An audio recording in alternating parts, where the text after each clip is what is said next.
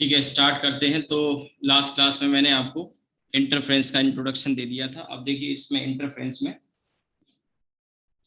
यहाँ पे पहले तो हम एक फॉर्मूला पार्ट डिफरेंस का कैलकुलेट करेंगे और उसको कैलकुलेट करने के दो मेथड है। ठीक है, एक थोड़ा सा टाइम टेकिंग है और एक शॉर्टर मेथड है। दोनों ही मेथड नॉलेज आपको होनी चाहिए। तो एक को मैं वैसे ही बता दूंगा, सॉल्व नहीं करेंगे, और दूसरे से हम सॉल्व करेंगे तो थोड़ा सा टाइम सेव हो जाएगा। दोनों मेथड हम यूज कर सकते हैं। ठीक है, तो सारा जो है इसमें पाथ डिफरेंस का ही खेल है। वो अगर आपने समझ लिया तो आसान है। अब जैसे यहाँ से वेव आई है, ये S1 और S2 ये दो सोर्स हैं और ये सामने स्क्रीन है। ठीक है, और इस स्क्रीन पर यहाँ ये स्क्रीन, और यहाँ से कोई वेव जाके यहाँ मिलती है और एक वेव जाके यहाँ मिलती है। ठीक है, तो अब आपसे यहाँ जो वेव मिल रही है पी पॉइंट पे, ये विजिबल होगा। मैंने थोड़ा रिफ्लेक्शन जो आ रहा है उससे नीचे ही लिखा है। ठीक है, तो अब यहाँ पी पॉइंट पे जब ये मिलती है तो ये जो सेंटर है, लेट इसको सी कह रहा हूँ मैं, तो सेंटर से किसी डिस्टेंस x पे दो वेव हमने कंसीडर करी, एक S1 से आने वाली और एक S2 से आने वाली। इनका सुपर पोजिशन होगा, और सुपर पोजिशन अगर होगा तो यहाँ पे इंटेंसिटी मैक्सिमम होगी, मिनिमम होगी, या उसके बीच की होगी, ये हम पता करने जा रहे हैं। ठीक है, और उसकी कंडीशन हम लगाएंगे। जैसे मैंने पीछे आपको बताया था कंस्ट्रक्टिव इंटरफेरेंस या डिस्ट्रक्टिव इंटरफेरेंस। तो यहाँ से जो वेव आती है वो यहाँ सुपरपोज करेंगी, और सुपरपोज करेंगी स्क्रीन, ये स्क्रीन है सामने, तो उस पर काली चमकीली पट्टियां बनेंगी, जैसा मैंने आपको लास्ट क्लास में बता दिया था। राइट, तो अब यहाँ से इस पॉइंट पे पहले हम देखेंगे पाथ डिफरेंस कितना आएगा। अब इसमें ये जो डिस्टेंस है, ये वाला, ये डिस्टेंस डी है, और ये जो डिस्टेंस है ये वाला, ये कैपिटल डी है। सामान्यतः हम जब एक्सपेरिमेंट कर रहे होते हैं तो ये वाला जो डिस्टेंस डी है ये मच लार्जर देन डी होता है, ये वाला डिस्टेंस, ये जो डी है। ठीक है, नॉर्मल कंडीशन में, और उस कंडीशन को ही हम ज्यादातर क्वेश्चन में यूज करेंगे। तो अभी भी मैं जो बताने जा रहा हूँ वो दोनों डेरिवेशन में ये जो डी है वो डी से मच लार्जर होता है। फॉर एग्जाम्पल मैं बता दूं कि ये जो डी है ये कुछ मिलीमीटर, 1 या 2 मिलीमीटर के ऑर्डर पे ये दोनों स्लिट होंगी, यानी 1 से 2 मिलीमीटर के डिस्टेंस पर। और ये वाला जो डिस्टेंस है ये करीब करीब 2 मीटर होगा। ये वाला यहाँ से लेके यहाँ तक 2 मीटर या 1 मीटर का डिस्टेंस होगा, 1 से 2 मीटर।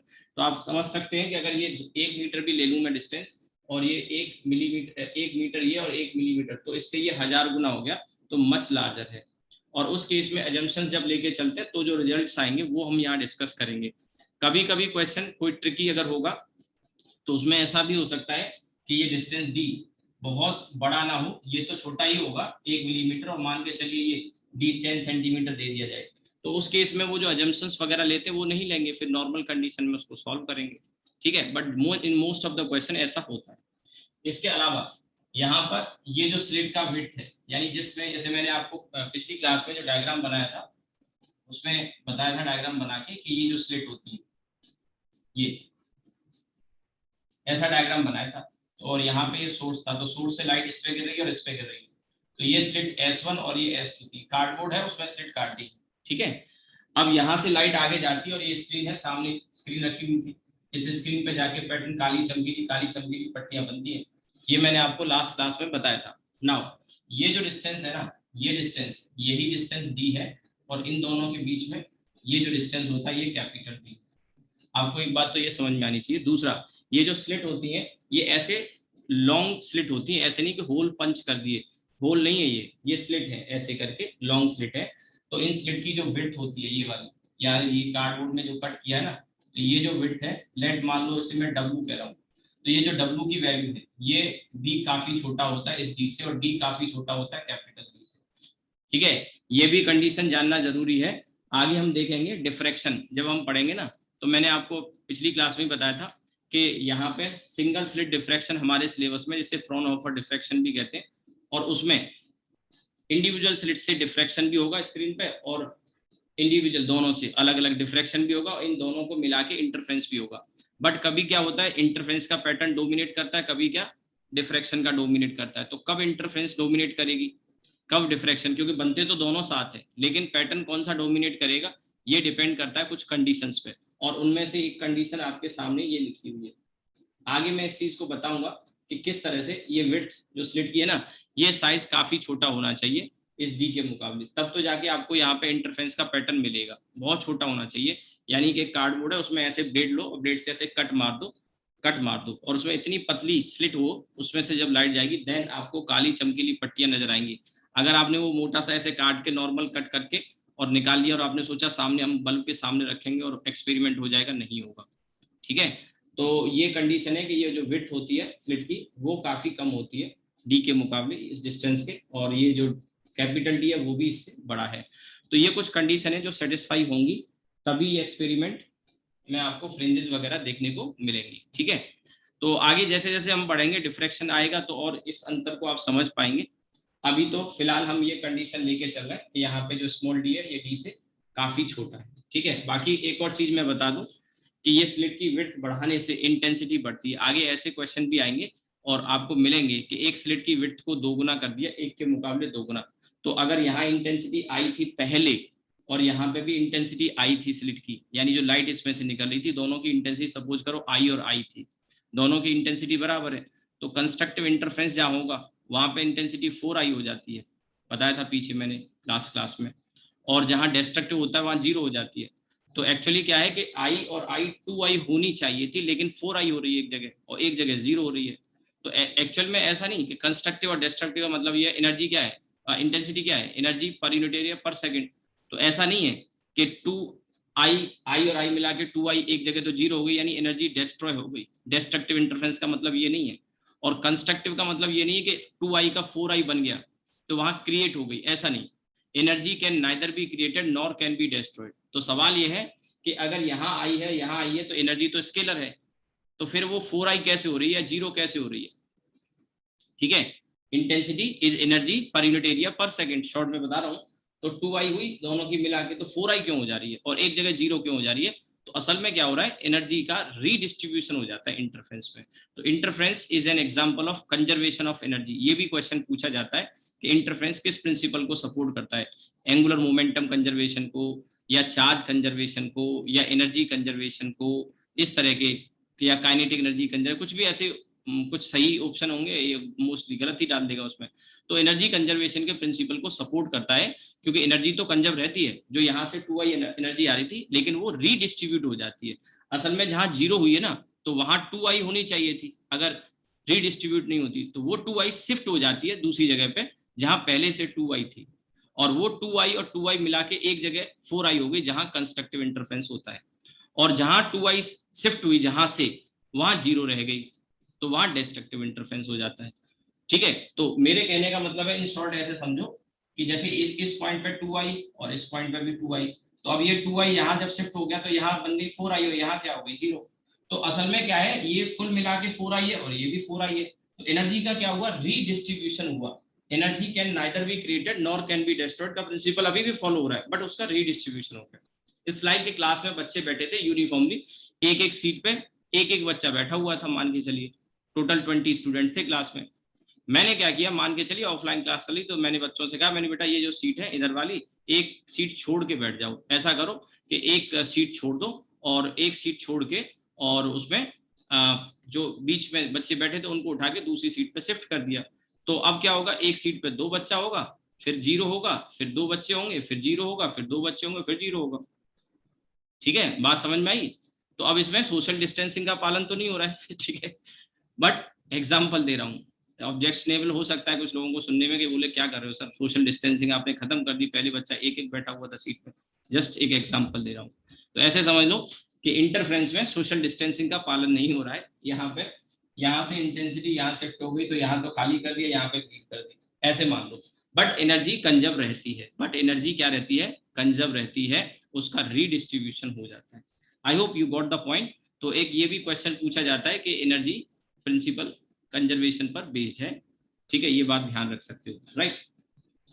और फिर इंटेंसिटी की जब बात आई, मैंने बताया था, तो इंटेंसिटी जैसे इस स्लिट की विड्थ और इसकी बराबर है, तो इसका मतलब ऐसे क्वेश्चन कई बार कह देगा कि दोनों स्लिट की इंटेंसिटी विड्थ बराबर है, तो समझ जाना वो इनडायरेक्टली हिंट कर रहा है कि दोनों से इंटेंसिटी बराबर मिलेगी। और एक चीज बता दूं कि यहाँ पर जो इंटेंसिटी होती है वो डायरेक्टली प्रोपोर्शनल होती है विड्थ ऑफ द स्लिट की, विड्थ ऑफ द स्लिट की। यानी स्लिट की विड्थ को 2 गुना कर देंगे, स्लिट की विड्थ को 2 गुना कर देंगे तो इंटेंसिटी डबल हो जाएगी। अच्छा, इसको कतई भी इससे रिलेट मत करना बिल्कुल भी एरिया से, स्लिट के एरिया से इंटेंसिटी प्रोपोर्शनल टू एरिया। याद याद है मैंने क्या लिखा है, विड्थ लिखा है, इस बात पर भी गौर करने की जरूरत है।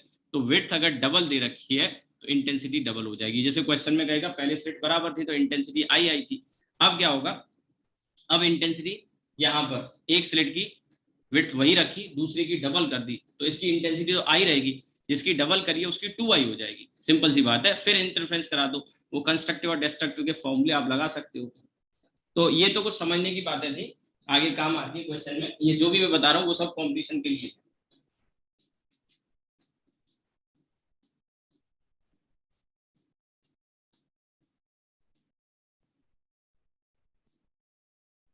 ठीक है, सो अब इसमें हम एक कैलकुलेशन करेंगे। ये डिस्टेंस काफी लार्ज है, तो सबसे पहले यहाँ पे ये सोर्स एस इन दोनों स्लिट से इक्वल डिस्टेंस पे रखा हुआ है। ध्यान देना, सारा खेल पाथ डिफरेंस और फेज डिफरेंस का है, क्योंकि आपने देखा इंटेंसिटी डिपेंड करती है फेज डिफरेंस पे, फेज डिफरेंस डिपेंड करता है पाथ डिफरेंस पे। पाथ डिफरेंस किसके बीच में, वेव्स के बीच में जो मिल रही है। तो यहाँ पे जो वेव मिल रही है पी पॉइंट पर, वो ये एक यहाँ से गई और एक यहाँ से गई, तो कितना एक्स्ट्रा पाथ कौन सी वेव चली है वो पार्ट डिफरेंस निकल आएगा, तो फेज डिफरेंस निकल आएगा। अब सवाल यहाँ पे सबसे सिंपल जो होंगे मोस्टली क्वेश्चन, उनमें एस सोर्स ये इन दोनों से बराबर डिस्टेंस पे रखा होगा in most of the questions. मैंने कहा तो ये वाला पाथ तो बराबर हो गया, एस एस वन और एस एस टू ये तो बराबर हो गया। बट आप देख के बता सकते हैं कि यहाँ से जो वेव गई है वो ज्यादा चली है एज कम्पेयर टू ये वाली वेव ज्यादा चली है ना। तो अब इसमें लेकिन ऐसा भी हो सकता है, मैं ये नहीं कह रहा हूँ कि हमेशा ऐसा होगा कि सोर्स एस S1 S2 के सिमेट्रिक रखा हुआ, ऐसा हमेशा नहीं होगा। ठीक है, लेकिन in most of the question अगर आप मान के चलिए 100 क्वेश्चन कर रहे हैं तो उनमें से 95 क्वेश्चन ऐसे मिलेंगे जिसमें सोर्स यहाँ रखा होगा। कुछ ऐसे क्वेश्चन भी होंगे कि सोर्स को यहाँ से उठा के यहाँ इसके सामने रख दिया, तो फिर आप देखेंगे यहाँ से वेव जो जाएगी वो कम चलेगी और इसके लिए जो वेव आएगी वो ज्यादा चलेगी। तो फिर ये वाला पाथ कितना एक्स्ट्रा चली वो भी लेना पड़ेगा इसके अलावा।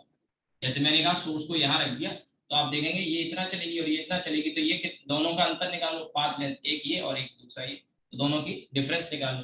दोनों का डिफरेंस निकालने के बाद फिर इन दोनों का डिफरेंस निकालो, और जो एक्स्ट्रा पाथ आएगा उस पाथ को फिर हम देखेंगे कि वो लेमडा का इवन मल्टीपल है, ऑड मल्टीपल है, हाफ है, क्या है। वो जो मैंने पीछे बताया था ना, आपको याद होगा लेमडा का इंटीजर मल्टीपल होता है, यानी 0 lambda 2 lambda 3 lambda 4 lambda and so on, तो कंस्ट्रक्टिव इंटरफेरेंस होती है।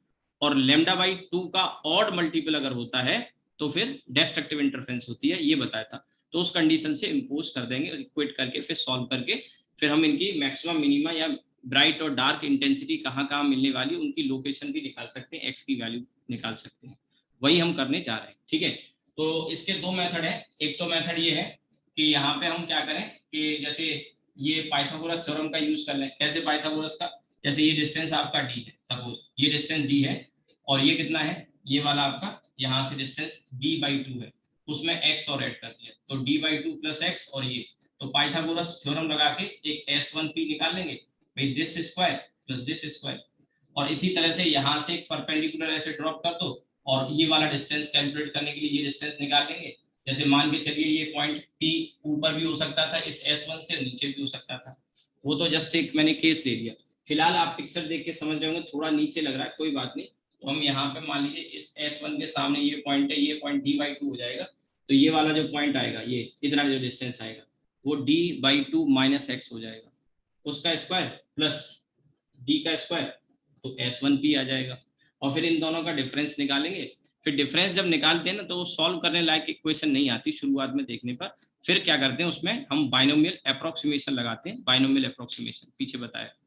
और बाइनोमियल अप्रोक्सीमेशन लगाते हैं, कुछ अजम्पशंस लेंगे, उन अजम्पशंस में ये अजम्पशन होगा d ग्रेटर देन d, क्योंकि बाइनोमियल अप्रोक्सीमेशन में आपको पता है 1 + x की पावर n में x 1 से छोटा होता है तभी लगा पाते हैं, तो वो ये चीज काम आएगी वहां पे अप्रोक्सीमेशन जब लगाओगे, क्योंकि वो अंडर रूट में जब टर्म आएंगे ना डिफरेंस लोगे आप, तो वहां पे फिर कैलकुलेशन बहुत लेंदी हो जाती है। और फिर उसको रिड्यूस करने के लिए बाइनोमियल अप्रोक्सीमेशन लगाओगे, ये कंडीशन लगाओगे, तब जाके वो रिड्यूस होकर एक फॉर्मूला मिलेगा पार्ट डिफरेंस का xd/d, xd/d। यही फॉर्मूला एक और आसान तरीके से हम निकाल सकते हैं, एक और आसान तरीका है जो मैं अब बताऊंगा। ठीक है, और इसके लिए हम क्या करेंगे, जो मैंने बताया वो तो लेंथी मेथड था, वो मैं नहीं सॉल्व कर रहा हूँ, जरूरत नहीं। बट आप ऐसे कर सकते हैं, यहाँ से एक परपेंडिकुलर ड्रॉप करो, ठीक है। ये परपेंडिकुलर ड्रॉप करेंगे, लेट इस पॉइंट का नाम ए है, और ये जो डिस्टेंस है, ये वाला डिस्टेंस बहुत कम है, बहुत कम है। तो फिर हम ये कह पाते हैं, ये बोल पाते हैं कि ए पी डिस्टेंस और S1P बराबर होगा। एक्चुअल में नहीं हो सकता। क्यों नहीं हो सकता? आप सिंपल लॉजिक लगाइए कि अगर एक एंगल 90 है, और मैं क्या कह रहा हूँ, मेरी बात ध्यान से सुनना, मैं कह रहा हूँ AP और S1P अगर बराबर हुए तो S1P के सामने का एंगल ये 90 और AP के सामने का एंगल ये 90 होना चाहिए। जब ये दोनों एंगल 90 हो गए तो फिर तीसरा एंगल तो 0 हो जाएगा, फिर ट्राइंगल बनेगा कैसे? लेकिन लगभग हम ऐसा एज्यूम कर लेते हैं। क्यों क्यों कर लेते हैं? क्योंकि ये जो डी डिस्टेंस है ये बहुत बड़ा है और ये वाला बहुत कम है। आप सोच के देखिए, मैं आपको ऐसे ही बोलूंगा, थोड़ा सा इमेजिन करिए कि ये दोनों को पास ला रहे हो। मैंने कहा ये 90 ये 90, तो ये वाला 0 हो गया। तो ये 0 कब हो सकता है? आप सोचिए, ये जब पास आएंगे, ये वाले जब पास आएंगे ये दोनों, तो ये डी जब छोटा होगा तो ये एंगल बहुत छोटा होगा, almost zero, almost zero, zero तो हो ही नहीं सकता, ऑलमोस्ट जीरो होगा। और ये एंगल 90 नहीं हो सकता, इसके लगभग 90 होगा, है ना, ये तो 90 है। और दूसरा फायदा हमें मिलेगा कि डी को बड़ा कर दो, इसको छोटा कर दो, और डी को बड़ा करोगे, जितना बड़ा करोगे, मेरे कहने का मतलब है जैसे ये 2 पॉइंट है, अब ये यहाँ पे एक एंगल बना रहा है, अगर इसी को और आगे किसका दिया जाए, अब जो एंगल आएगा ये वाला, एक ये हो गया, दूसरा ये हो गया, और आगे किसका दो, ठीक है। तो आप देखोगे ये एंगल छोटा होता जा रहा है ना। और छोटा करना है तो इन दोनों पॉइंट को ए और बी या S1 S2 इनको क्लोज ले आओ। आपको ये बात फील आ रहा होगा, देख के समझ में आ रहा होगा कि डी बढ़ाने से कैपिटल वाला और स्मॉल डी को छोटा करने से ये एंगल छोटा होगा। और इतना छोटा कर दो, ये डी बहुत बड़ा कर दो इसके मुकाबले, जैसे मैंने कहा नॉर्मल कंडीशन में ये डी की वैल्यू 1 मीटर ली जाती है, और ये जो डी की वैल्यू है ये 1 मिलीमीटर के आसपास होती है। जैसे मैं आपको लास्ट क्लास में शायद बता रहा था, फिर कुछ टॉपिक चेंज हो गया। मैंने बताया था कि बीटेक फर्स्ट ईयर में फिजिक्स और केमिस्ट्री होते हैं, तो आप 12th लेवल पे YDSE का एक्सपेरिमेंट नहीं करते 12th लेवल पर, लेकिन बीटेक फर्स्ट ईयर में ये एक्सपेरिमेंट हमने किया, जैसे मैंने किया जब समय में पढ़ता था, इंजीनियरिंग कर रहा था। तो अब ऐसे ही आप जो बच्चे इस ब्रांच में है, तो फर्स्ट ईयर में ये एक्सपेरिमेंट कराया जाता है बीटेक में। तो वहाँ एक टेबल होती है छोटी सी, मतलब छोटी का मतलब इतनी भी छोटी नहीं, लगभग 1 से 2 मीटर के साइज की, और पूरा सेटअप 1 मीटर के 2 मीटर के दायरे में सिमट जाता है। ये नहीं कि कोई बहुत बड़े रूम में एक्सपेरिमेंट होता है, एक टेबल पे पूरा रखा होता है। एक तरफ सोडियम लैंप होती है, ये जो होता है यहाँ पर, ये सोडियम लैंप होती है, मोनोक्रोमेटिक लाइट देता है। मोनोक्रोमेटिक का मतलब सिंगल कलर की लाइट। मल्टीपल कलर की या व्हाइट लाइट लेंगे तो यहाँ पैटर्न जो मिलेगा वो बहुत अच्छा नहीं मिलता है। तो नॉर्मल केस में हम एक्सपेरिमेंट को करते हैं तो लेमडा, सिंगल लेमडा की लाइट लेते हैं, और उसके हमें जैसे मान के चलिए येलो ले लिया, तो येलो का ब्राइट फिर डार्क ब्राइट फिर डार्क एंड सो ऑन। लेकिन अगर व्हाइट लाइट ले लेते हैं तो फिर यहाँ पे 7 कलर के मैक्सिमा और मिनिमा मिलते हैं, उनमें ओवरलैपिंग होने लगती है, तो पैटर्न को फिर समझना मुश्किल हो जाता है। तो नॉर्मली क्या करते हैं हम, सिंगल कलर की, और सिंगल में भी सोडियम लैंप लेते हैं। सोडियम लैंप जो होता है, सोडियम बल्ब कहते हैं, वो सिंगल कलर की लाइट देता है, येलो कलर की, ठीक है। उससे इस एक्सपेरिमेंट को कराया जाता है। सामने एक पर्दा लगा होता है और इस पर्दे पे फ्रिंजेस बनती हैं ऐसे, और वो फ्रिंजेस इतनी छोटी बनती हैं पास पास, और इतनी पतली बनती है कि उनको नॉर्मल नेकेड आई से नहीं देख पाते, तो थोड़ा जूम करके देखना पड़ता है। क्या करना है? जूम करके। तो उसके लिए एक अलग से एक स्पेक्ट्रोमीटर टाइप का लगा होता है, जिससे जूम करके वो देखते हैं, क्योंकि इतनी पास पास होती है कि आप उनकी काउंटिंग नहीं कर पाओगे। 1-1 सेंटीमीटर में 10-10 फ्रिंजेस बन जाती हैं, उससे भी ज्यादा बन जाती है, तो आप नॉर्मली काउंट नहीं कर पाओगे। आप सोचो आपके आंखों के सामने छोटी छोटी लाइंस अगर बना दी जाएं तो आप उनको काउंट नहीं कर पाओगे। इसी तरह से होता है, तो उनको फिर मैग्नीफाई करके देखा जाता है। एक साइड में ऐसे लगा होता है, बल्ब यहाँ लगा होगा इधर, और यहाँ से हम देख रहे होंगे सामने स्क्रीन होगी, ऐसे करके देखते हैं। और उसमें करना कुछ नहीं होता, you do not have to do anything, बस जाओ एक्सपेरिमेंट करने के लिए, बटन दबाओ, लाइट ऑन हो गई, और स्लिट सामने लगी रहती है, पहले से बल्ब लगा होता है, सामने पर्दे पे पैटर्न आ रहा होता है, ऑब्जर्व करो। एक्सपेरिमेंट में कुछ नहीं करना है, जाके स्विच ऑफ कर दो, बट खत्म। उसमें आपको कोई ये नहीं सेटअप बनाना है कि जैसे वो लेंस वाला नहीं करते 12th क्लास में, कि लेंस को खिसकाया फिर इमेज को ओवरलैप कराया, यूवी डिस्प्लेसमेंट मेथड वगैरह, उस तरह का कोई सेटअप नहीं करना कि आपको रीडिंग्स वगैरह लेनी। सामने बस बटन ऑन करो, सामने पैटर्न दिखाई देगा। हाँ, बाद में फिर आप फिर कुछ चीजें चेंज कर सकते हो, जैसे स्लिट के बीच में सेपरेशन बदलोगे तो वहाँ फ्रिंज विड्थ बदल जाएगी, या डी को बदल सकते हो, ठीक है। या सोडियम लैंप की जगह कोई दूसरे कलर का लैम्डा ले लिया, ठीक है, दूसरे कलर की वेवलेंथ ले ली, तो फिर उसमें फ्रिंज विड्थ बदल जाती है, वो भी हम आगे देखेंगे, ठीक है। तो अब इसमें मैं आपको जो बता रहा हूँ कि यहाँ से हम जब ड्रॉप करेंगे, ये 90 है, ये भी ऑलमोस्ट 90 होगा, तो ये वाली जो लेंथ है और ये वाली लेंथ है लगभग बराबर होंगी। तो मैं ये कह सकता हूँ ये यहाँ से जो वेव गई है, क्योंकि ये दोनों तो बराबर हो गई, ये इतना एक्स्ट्रा चल के गई है, इसी को पार्ट डिफरेंस डेल्टा कह रहे हैं और इसकी वैल्यू हम निकालने जा रहे हैं, राइट। अब यहाँ से एक लाइन में ऐसे खींच रहा हूँ, ठीक है, तो ये एंगल अगर थीटा है, ध्यान से देखिएगा, ये एंगल अगर थीटा है, ठीक है, ये वाला थीटा है, तो ये 90 माइनस थीटा हो जाएगा, और ये 90 है तो ये भी ऑलमोस्ट 90 होगा, ये 90 है तो अंदर वाला 90 होगा, ये थीटा है तो ये मैं कहूँ 90 माइनस थीटा होगा, तो ये आपका क्या हो जाएगा, थीटा। आई होप की बात समझ में आ रही है, ठीक है। अब ये थीटा है, ये साइड डी है, और ये एंगल आपका 90 है, तो आप देखिए इस वाले ट्राइंगल में सिंपल ट्रिग्नोमेट्री का यूज करेंगे, और सिंपल ट्रिग्नोमेट्री का यूज करेंगे अगर हम, ठीक है, तो ये थीटा के सामने वाली साइड है और 90 के सामने ये हाइपोटेन्यूज, ये परपेंडिकुलर, तो ये डिस्टेंस आ जाता है आपका डी साइन थीटा, ठीक है, डी साइन थीटा। और ध्यान रहे यहाँ पे ये जो थीटा आता है ना, ये काफी छोटा आता है, ठीक है, बहुत छोटा आएगा। तो अब इसमें देखिए यहाँ से और फर्दर, एक तो हम यहाँ ये कहेंगे कि जो पाथ डिफरेंस है, ठीक है, path difference between waves meeting at P will be, तो पाथ डिफरेंस को मैं यहाँ से लिख सकता हूँ S2P minus S1P, S2P minus S1P, और वो वैल्यू किसके बराबर आ गई, ये वैल्यू आ गई आपकी S2A के बराबर, तो ये वैल्यू आ गई आपकी डी साइन थीटा। अब डी साइन थीटा में क्योंकि थीटा काफी छोटा होगा, तो फिर फर्दर एजम्पशन ले सकते हैं S theta is very small, तो साइन थीटा को आप टेन थीटा भी लिख सकते हो, और इससे एक हमें एडवांटेज ये मिल जाएगा, ये डी टेन थीटा हो गया। नाउ टेन थीटा की वैल्यू इस वाले ट्राइंगल में आप देख सकते हो, इस वाले में परपेंडिकुलर अपॉन बेस, तो ये वैल्यू आ गई आपकी एक्स डी अपॉन डी। ये बहुत काम का फॉर्मूला है, आपको याद ही करना होगा, ठीक है, याद ही करना होगा। ध्यान रहे कई बार क्वेश्चन में ऐसी सिचुएशन आएगी कि वहां थीटा छोटा ना हो, तो फिर डी साइन थीटा लेके चलना पड़ेगा, डी टेन थीटा नहीं, फिर डी साइन थीटा लेके फिर आपको चलना पड़ेगा, क्वेश्चन को सॉल्व करना पड़ेगा। ये तो पहली कंडीशन आ गई। इसके बाद अब यहाँ से फिर इसके दो केसेस जो बनते थे कंस्ट्रक्टिव और डिस्ट्रक्टिव के, उससे हम पोजीशन निकाल लेंगे। जैसे मुझे यहाँ पर अगर कंस्ट्रक्टिव चाहिए तो ये पार्ट डिफरेंस है वो एन लेमडा के बराबर होना चाहिए। अब एन लेमडा में 0 हो सकता है, लेमडा हो सकता है, 2 लेमडा हो सकता है, उसके अकॉर्डिंग यहाँ पे हमको ब्राइट फ्रिंजेस मिलेंगी। और डार्क चाहिए तो ये जो पार्ट डिफरेंस है इसकी वैल्यू 2n+1 लेमडा बाई 2 हम रख सकते हैं। तो इसमें देखिए case first, constructive interference, constructive interference, और कंस्ट्रक्टिव इंटरफेरेंस में, ठीक है, ये आ जाएगा path difference x D by D, और कंस्ट्रक्टिव इंटरफेरेंस की कंडीशन क्या थी, एन लेमडा, तो ये यहाँ पे इसके एन लेमडा के बराबर रख दो।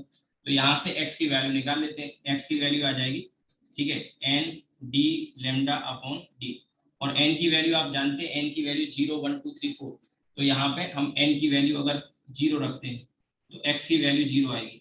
ये जो पोजीशन मिली, यानी मुझे n की वैल्यू 0 रखने पे x की वैल्यू 0 मिल रही है, x की वैल्यू 0 का मतलब c, तो यहाँ पे मैक्सिमम मिलेगा, ठीक है, मैक्सिमा का मतलब मैक्सिमम इंटेंसिटी, कंस्ट्रक्टिव इंटरफेरेंस मतलब मैक्सिमम इंटेंसिटी या मैक्सिमा ऑफ इंटेंसिटी, और इसको हम कहते हैं ब्राइट फ्रिंज और ब्राइट फ्रिंज,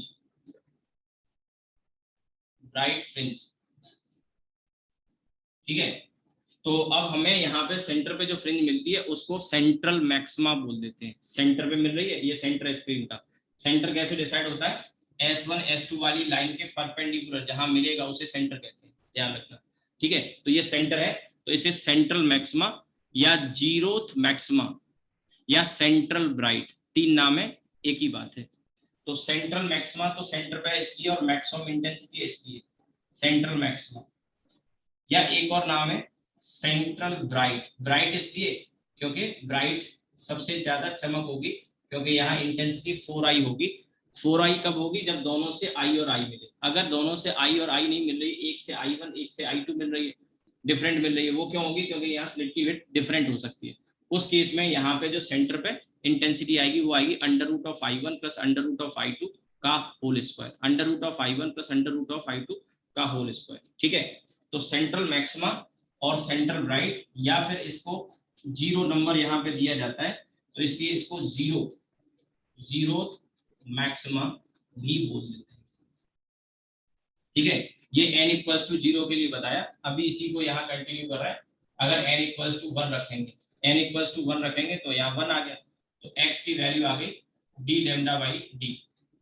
ठीक है, तो इसे हम, जैसे इसका नाम जीरोथ मैक्सिमा है, इसी तरह से इसका नाम फर्स्ट मैक्सिमा या फिर फर्स्ट ब्राइट इसको कहते हैं। क्या बोलते हैं? First bright. ठीक है, फर्स्ट मैक्सिमा और first bright. n equals to 2, x equals to 2d lambda by D, इसे हम कहते हैं सेकंड मैक्सिमा या फिर सेकंड ब्राइट। अब देखिए, क्योंकि हमें ये फ्रीक्वेंटली टर्म यूज करने हैं तो हम इसमें कुछ नाम यूज करेंगे। जैसे सेंट्रल ब्राइट है, इसके लिए मैं CB लिखा करूंगा, आगे आप समझ जाओगे CB का मतलब। फर्स्ट ब्राइट को मैं आगे से 1B लिखूंगा। ये मेरा अपना एक नोटेशन का तरीका है, मतलब आप समझ जाओ कि 1B लिख रहा हूँ मतलब फर्स्ट ब्राइट है, और अगर 2B लिख रहा हूँ तो इसका मतलब सेकंड ब्राइट है। तो आप समझ ही गए होंगे कि थर्ड ब्राइट के लिए मैं क्या लिखूंगा, 3B। और आप एक चीज देख रहे हो कि यहाँ पे 0 मिला, फिर d लैम्डा बाई डी, फिर 2d लैम्डा बाई डी। तो अगर एक और रखना चाहो, जरूरत नहीं है वैसे, अब पैटर्न आपको समझ में आ गया होगा। ये 3d लैम्डा बाई डी, तो ये आपका थर्ड मैक्सिमम और थर्ड ब्राइट, या फिर इसे नाम देंगे हम 3B।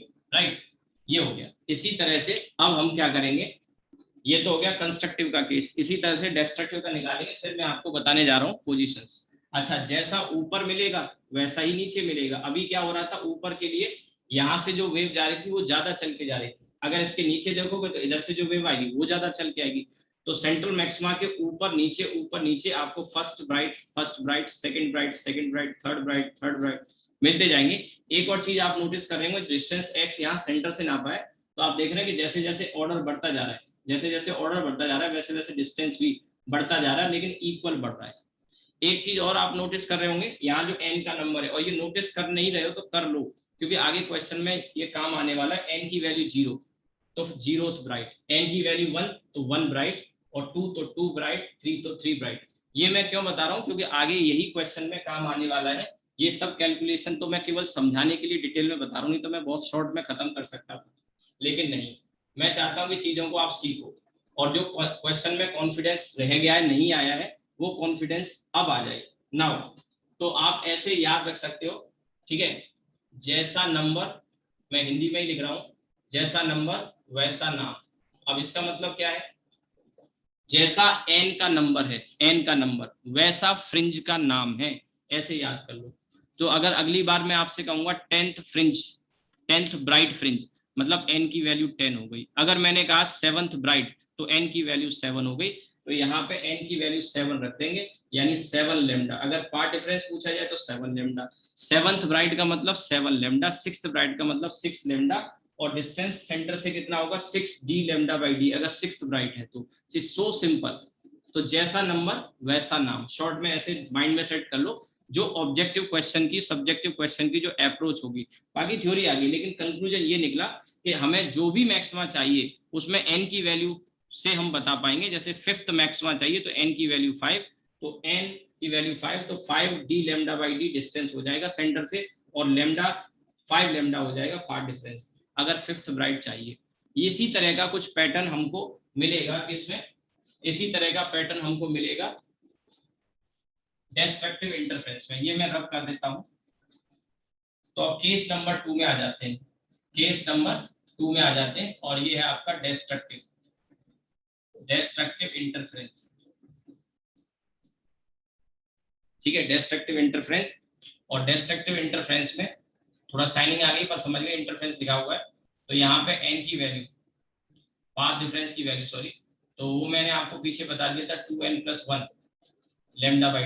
ठीक है, और ये जो होता है डिस्ट्रक्टिव का मतलब मिनिमम इंटेंसिटी होती है, तो मिनिमा ऑफ इंटेंसिटी भी कह देते हैं इसको। क्या बोल देते हैं, मिनिमा ऑफ इंटेंसिटी। ठीक है, और इसको डार्क फ्रिंज कह देते हैं, डार्क फ्रिंज।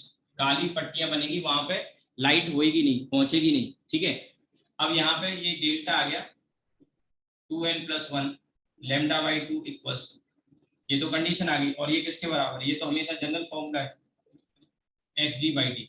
तो यहाँ से x की वैल्यू हमने निकाली, और वो आ गया 2n+1 D lambda by 2d। ये जनरल फॉर्मूला आ गया। अब ये जो जनरल फॉर्मूला है इसके बेसिस पे हम n की वैल्यू रखते जाएंगे, और n की वैल्यू जैसे रखेंगे तो सबसे पहले ये तो जनरल फॉर्मूला आ गया, याद भले ही मत करो, यहाँ से निकाल भी लिख सकते हो।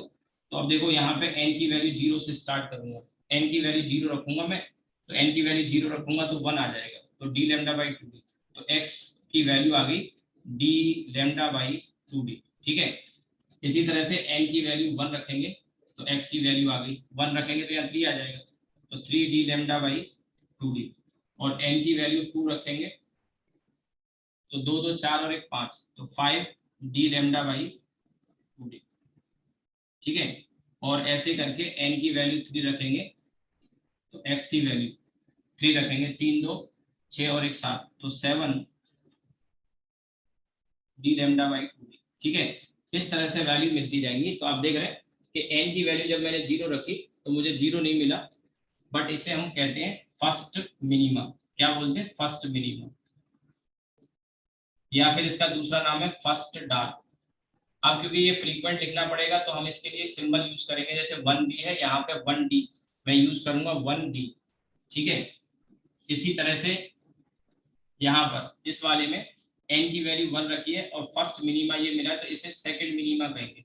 अब यहाँ थोड़ा सा माइंड में कंफ्यूजन आ सकता है थोड़ा सा, वो क्या कि ये फर्स्ट है या 1/2, या सेकंड है या 3/2 आ रहा है। 2 पे भी ध्यान मत दो तो 1 3 5 7 पे तो ध्यान देना पड़ेगा। और यहाँ दूसरा क्या है, n की वैल्यू 0 है तब नाम है फर्स्ट, जीरोथ मिनिमा नहीं होता, जीरोथ या सेंटर वाला तो एक ही होता है बस, वो भी मैक्सिमम। तो 0 जब रख रहे हैं तो फर्स्ट आ रहा है, 1 रख रहे हैं तो सेकंड आ रहा है, और सेकंड रखेंगे तो थर्ड आ जाएगा, तो थर्ड मिनिमा, ठीक है। सेकंड मिनिमा और सेकंड आर 2d, ठीक है। और थर्ड मिनिमा का थर्ड आर 3d। इसी तरह से यहाँ पे फोर्थ मिनिमा और फोर्थ डार्क 4d, ठीक है। फोर्थ मिनिमा और फोर्थ डार्क, ठीक है। फोर्थ मिनिमा और फोर्थ डार्क। तो आपने एक चीज नोटिस अगर करी हो तो वो ये है, जैसा नंबर है 0 1 2 3 उससे नाम एक ज्यादा है, तो शॉर्ट में ऐसे समझ सकते हैं, माइंड सेट कर लो, जैसा नंबर उससे एक ज्यादा नाम। अब थोड़ा सा बोलने में कहने में थोड़ा अजीब सा लग रहा होगा, बट कई बार आप केमिस्ट्री में भी पीरियोडिक टेबल याद करी होगी तो बहुत सारी फालतू की चीजें उसमें गाने वाने करके आपने याद करी है कि नहीं करी है, ऐसे करते हैं। तो वो क्या चीजों को आसान बनाते हैं, ठीक है, पीरियोडिक टेबल याद हो जाए, ठीक है। और बहुत सारी चीजें आती हैं उसमें, है ना। तो जैसा, या मान लो इलेक्ट्रोकेमिकल सीरीज वगैरह है तो कहीं कुछ गाना बना के याद कर लिया हो, तो जैसा नंबर उससे एक ज्यादा नाम, ठीक है, मिनिमा का नाम है, ठीक। ये आप याद रख सकते हैं, ठीक है। और यहाँ पर एक चीज और नोटिस करनी चाहिए, जैसे ये फर्स्ट मिनिमा है तो 0.5 D lambda by D type का है ना, 0.5 1/2। और यहाँ सेकंड मिनिमा है तो 0.5 नहीं आया, 3/2 यानी 1.5 आया। थर्ड है तो 5/2 2.5 आया। यानी मिनिमा के लिए यहाँ पे आपको एक चीज समझनी होगी कि जो पाथ डिफरेंस आ रहा था ना, ये चीज समझने की है। ये जैसे मैं इसमें फर्स्ट मिनिमा चाह रहा हूँ तो यहाँ 1 रखूंगा तो 1/2, तो फर्स्ट जब मैं रखूंगा तो हाफ आएगा, और 2 रखूंगा तो 1.5 आएगा, आधा कम हो जाता है। 3 रखूंगा तो 2.5 आधा कम हो जाएगा। फोर्थ मिनिमा चाहिए, ऐसे याद रखना है एग्जाम में, ऐसे याद रखना है। फोर्थ मिनिमा है तो 3.5 क्या, लेमडा लेमडा लेमडा लेमडा, ऐसे याद रखना है ये पार्ट डिफरेंस को। मिनिमा के केस में थोड़ा सा ट्रिकी हो जाता है, मैक्सिमा के केस में कोई दिक्कत नहीं। मैक्सिमा में तो सीधे सीधे अगर फोर्थ मैक्सिमा चाहिए तो 4 लेमडा पार्ट डिफरेंस हो गया, 4 लेमडा। अगर सेवंथ मैक्सिमा चाहिए तो 7 लेमडा हो गया, कोई दिक्कत नहीं है। यहाँ थोड़ा सा टाइम लग सकता है, आप इसमें कैलकुलेट करोगे, तो मैं आपको जो बता रहा हूँ उस तरीके से समझो कि 1 है तो 0.5 लेमडा, 2 है तो 1.5 लेमडा, 3 है तो 2.5 लेमडा, और 4 है तो 3.5 लेमडा। यानी आधा कम हो रहा है, क्या हो रहा है, आधा कम हो रहा है, ठीक है। 2.5 3.5 4.5 जो भी आ रहा है उसमें आधा कम करते जा रहे हैं, ये बात ध्यान रखनी है। अब इसके बेसिस पे हम क्या करेंगे, स्क्रीन पर हम मैक्सिमा की पोजीशन को शो कर सकते हैं कि मैक्सिमा कौन सा वाला कहाँ बन रहा होगा, ठीक है। तो इसके लिए देखो ये स्क्रीन है सामने, और ये सेंटर हो गया, तो यहाँ सेंटर पे तो सेंट्रल ब्राइट बन रहा था, और ये हमारे वो सोर्स थे S1 और S2। अब इसको ज्यादा दिखाने की जरूरत नहीं है, तो हमने देखा यहाँ से सेंट्रल ब्राइट सेंटर पे ही बना, उसके बाद फर्स्ट ब्राइट हमारा यहाँ बना, और उसका जो डिस्टेंस था यहाँ से वो कितना था, d लैम्डा बाई डी, कितना था, d लैम्डा बाई डी। इसके बाद सेकंड ब्राइट जो हमारा बना वो इससे डबल डिस्टेंस पे बना, इससे डबल डिस्टेंस पे बना 2b, और इधर फिर इससे और ट्रिपल डिस्टेंस पे क्या बना, 3b। तो ये जो डिस्टेंस है यहाँ से ये और ये है ना, तो ये तो था भैया d लैम्डा बाई डी, ये था आपका 2d लैम्डा बाई डी, और ये था 3d लैम्डा बाई डी। ठीक है, इसी तरह से नीचे देखो, ये आपका 1b जैसे ऊपर आया वैसे ही उतना नीचे आ जाएगा, ऐसे ये आपका 2b और ये आपका 3b। आई होप के समझ में आ रहा होगा। अब आ जाते हैं जरा इधर, यहाँ पे अगर गौर करें तो d लैम्डा बाई डी तो है ही सभी में, लेकिन वो हाफ 3/2 के फैक्टर में आ रहा है, तो ये हाफ का फैक्टर का मतलब हुआ यहाँ पर, यानी ये कितना हो गया 1d, यानी 1d यहाँ आया, 1d ये है, ठीक है, इसका हाफ हाफ। फिर इसके बाद अगर आप देखो 2d सेकंड, तो वो d लैम्डा बाई डी और 1.5 डेढ़ आ गया, तो डेढ़ जो आएगा वो 1 और 2 के बीच में आएगा, यानी यहाँ पे आपका 2d आ गया। फिर इसके बाद आ जाओ ये 2.5, 5/2 2.5 ढाई, तो वो 2 और 3 के बीच में आ जाएगा ये, तो ये आपका थर्ड डार्क हो गया। ठीक है, और जैसा ऊपर आपको मिलेगा वैसा ही यहाँ आपको मिलेगा 1d, ये 2d। रटने का नहीं है, चीजों को सीखोगे समझोगे आसान हो जाएंगी चीजें। अब देखो ऊपर की साइड में मैंने ये ब्राइट की पोजीशन दिखा दी है, नीचे की साइड में भी ब्राइट की पोजीशन वैसी ही होंगी जैसे ऊपर आई है, तो मैं अब हौच पौच नहीं फिगर में मुझे करना, तो मैं इसमें क्या करूंगा, मैं यहाँ पर ये डार्क के डिस्टेंस दिखा सकता हूँ, जैसे डार्क का डिस्टेंस ये है 1d का, कितना है भैया, d लैम्डा बाई 2d। फिर ये सेकंड डार्क का डिस्टेंस ये कितना है, 3d लैम्डा बाई 2d। ठीक है, फिर इसके बाद थर्ड डार्क का डिस्टेंस कितना है, थर्ड डार्क का डिस्टेंस ये है, थर्ड डार्क ये, ठीक है, तो थर्ड डार्क का डिस्टेंस ये हो गया, so this is 5d lambda by 2d। ठीक है, तो आप देख सकते हैं इसमें जो नोटिस करने की बात है, वो नोटिस करने की बात ये है कि दो मैक्सिमा या दो ब्राइट के बीच में एक डार्क आता है, दो ब्राइट के बीच में एक डार्क आता है, दो ब्राइट के बीच में एक डार्क आता है, दो ब्राइट के बीच में एक डार्क, दो ब्राइट के बीच में एक डार्क, और इसी तरह से दो डार्क के बीच में, दो डार्क के बीच में एक ब्राइट आ रहा है, दो डार्क के बीच में एक ब्राइट आ रहा है, दो डार्क के बीच में एक ब्राइट आ रहा है। यानी समझने की बात यह है कि हमको मैक्सिमा मिनिमा या bright and dark equal space पे मिलेंगे और अल्टरनेटिवली मिलेंगे, एक के बाद दूसरा और इक्वली स्पेस। अगर आप गौर करेंगे तो कोई भी दो के बीच का जो डिस्टेंस है, कोई भी दो के बीच का जो डिस्टेंस है वो d लैम्डा बाई डी है, ब्राइट के बीच में बात कर रहा हूँ, दो ब्राइट के बीच में distance d lambda by D, d lambda by D, d lambda by D.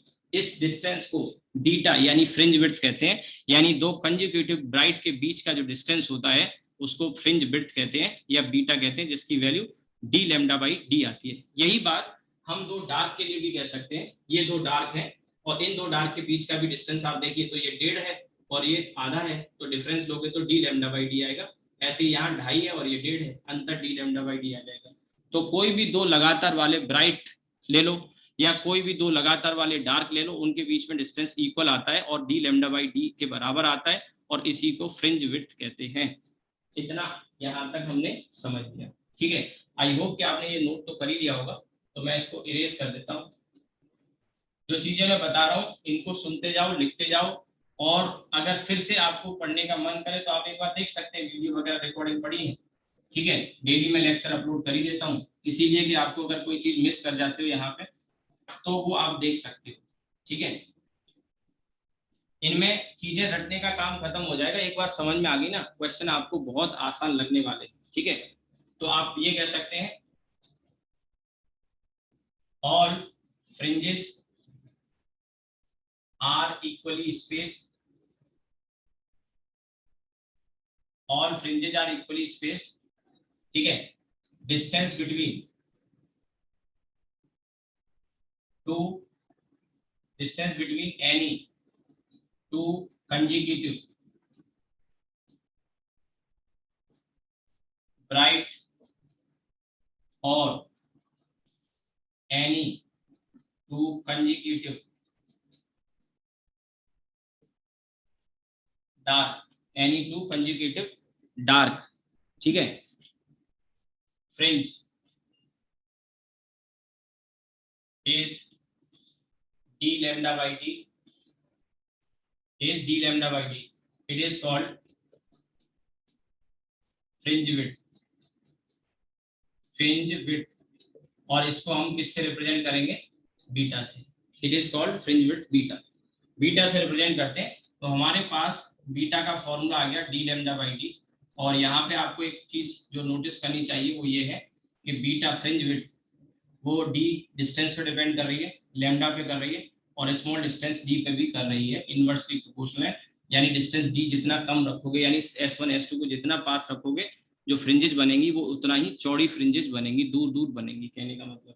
और लैम्डा पे भी डिपेंड कर रहा है, तो यहाँ लैम्डा रेड का सबसे ज्यादा होता है, तो अगर रेड कलर की लाइट हम यूज कर रहे हैं तो रेड के लिए बीटा सबसे ज्यादा आएगा, और वॉयलेट का लैम्डा सबसे कम होता है तो उसके लिए सबसे कम आएगा, ठीक है। ऑल्सो ये डिस्टेंस d के प्रोपोर्शनल है, तो कैपिटल D को अगर बड़ा करते हो तो फ्रिंज विड्थ बढ़ाई जा सकती है, और कम करोगे तो कम करी जा सकती है। तो यहाँ पे अगर आप नोटिस करें तो ये है कि ये जो डिस्टेंस है, ये वाला जो डिस्टेंस है, ये this is beta, this is beta, this is beta, और अगर डार्क से हम अगर बात करें तो ये भी बीटा, ठीक है। तो कोई भी दो लगातार ब्राइट और डार्क फ्रिंज के बीच का डिस्टेंस अगर हम देखेंगे तो बीटा यानी d lambda by d होगा, ठीक है। रखने का काम खत्म है, चीजें आसान है। अब इसको अगर हम स्क्रीन पे पैटर्न को थोड़ा सा समझना चाहें तो देखिए स्क्रीन ऐसे है, अभी तो ये सामने एक किनारा आपको दिखाई दे रहा है, इसको जब मैं आपके सामने ऐसे पलट दूंगा तो ये स्क्रीन ऐसी नजर आएगी, ठीक है। तो अब इसमें देखिए यहाँ पर ये जो लाइन है बीच में, ये सेंट्रल राइट वाली लाइन है, तो सेंट्रल राइट पे यहाँ पे क्या बनेगी, व्हाइट पट्टी बनेगी, व्हाइट। इसके बाद यहाँ पे एक डार्क पट्टी आ जाएगी, ज्यादा हम नहीं बना सकते क्योंकि फिर वो टाइम बहुत जाएगा इसको बनाने में। ये डार्क मैंने बना, ठीक है। इसी तरह से मैंने यहाँ पे भी ये डार्क बना, ये दूसरी वाली डार्क हो गई, ये बीच में सेंटर वाली लाइन होगी, सेंट्रल राइट, तो यहाँ पे व्हाइट पट्टी होगी चमकीली, तो उसको मैंने व्हाइट से शो किया है। ये फिर आपकी डार्क, तो ये this is first dark, this is first dark, और बीच में ये क्या आ गया आपका सेंट्रल राइट, राइट, ये वाला सेंट्रल लाइन स्क्रीन पे। फिर यहाँ पर फिर एक और ये आ गई,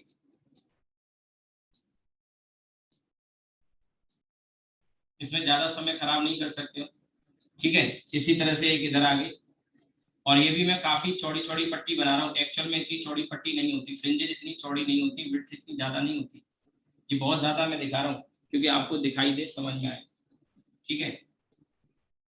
ये तो अब इसमें ये सेंट्रल ब्राइट फर्स्ट डार्क, फिर ये फर्स्ट ब्राइट, ये फर्स्ट ब्राइट, ये सेकंड डार्क, ये सेकंड डार्क, ठीक है। अब इसमें यहाँ पे फिर एक समझने की बात है, जब हमने कहा कि दो ब्राइट के बीच का जो डिस्टेंस होता है वो बीटा होता है, तो इसको आप ऐसे समझो, ये सेंट्रल ब्राइट का सेंटर है और ये फर्स्ट ब्राइट का सेंटर है, तो ये वाला जो डिस्टेंस है ना, इस डिस्टेंस को हम क्या बोलते हैं, बीटा। सेंट्रल ब्राइट के सेंटर से फर्स्ट ब्राइट के सेंटर से, एक तो ये है तरीका। या फिर आप ये भी कह सकते हैं कि दो डार्क के सेंटर से ले लिया जाए, तो डार्क का सेंटर, तो ये जो डार्क है ये सेंटर और इसका ये सेंटर, सो ये क्या है, दिस इज योर बीटा, एक ही बात है। या आप ये भी कह सकते हैं कि एक ब्राइट और एक डार्क को मिला के, देखो ध्यान से समझना, एक फ्रिंज का मतलब है कि एक व्हाइट पट्टी और आधी ब्लैक और आधी ब्लैक, यानी एक ब्लैक पट्टी, तो एक व्हाइट और एक ब्लैक, एक व्हाइट और एक ब्लैक पट्टी मिला के, सो बीटा का मतलब हुआ, बीटा का मतलब हुआ वन व्हाइट या one bright plus one dark strip, ठीक है, पट्टी यानी strip, one bright plus one dark, this is beta. और एक चीज समझो, इसको इस तरह से भी आप शो कर सकते हो यहाँ पे, कि जैसे ये यहाँ पे आपको एक पूरी व्हाइट, तो यहाँ से ऐसे ले लो, यहाँ से स्टार्ट करो और यहाँ खत्म करो, ठीक है, ये जो आएगा ये आपका बीटा हो जाएगा। कैसे भाई, देखो अगर आपको नजर आ रहा हो ध्यान से, तो यहाँ से लेके यहाँ तक, यहाँ से ये वाला पूरा ब्लैक वाला, ये एक पट्टी हो गई और ये व्हाइट वाली पट्टी हो गई, दिस इज बीटा। ऐसे भी तो कह सकते हो। इसके अलावा एक चीज और मैं यहाँ बताना चाहूंगा कि ये जो है ये एक पट्टी हुई, कोई सी भी, ब्लैक ले लो या व्हाइट ले लो, तो ये जो एक पट्टी होती है ये बीटा का आधा हो जाएगा। This is what beta by two. क्यों? कि देखो बीटा का मतलब है एक ब्राइट प्लस एक डार्क, तो ये जो बीटा बाई टू होता है इसे लाइन विड्थ कहते हैं। लाइन विड्थ का मतलब ये जो लाइन है ना, काली चमकीली जो पट्टियां हैं, इन्हीं को लाइन कहते हैं। तो ये जो लाइन विड्थ कहते हैं, ये काली की मोटाई कह लो या व्हाइट की मोटाई कह लो। यानी यहाँ पे अगर आप समझ पाए, ये व्हाइट वाला थोड़ा छोटा हो गया, तो इसे मैं बीटा बाई टू कह सकता हूँ, ये इतना, या इसे मैं बीटा बाई टू कह सकता हूँ। ठीक है, तो ये बीटा बाई टू होता है लाइन विड्थ। और ऐसी दो लाइन, एक ब्लैक और एक व्हाइट लाइन, एक ब्राइट और एक डार्क लाइन जो होता है उसे बीटा कहते हैं, फ्रिंज विड्थ कहते हैं। ठीक है, ये लिखो।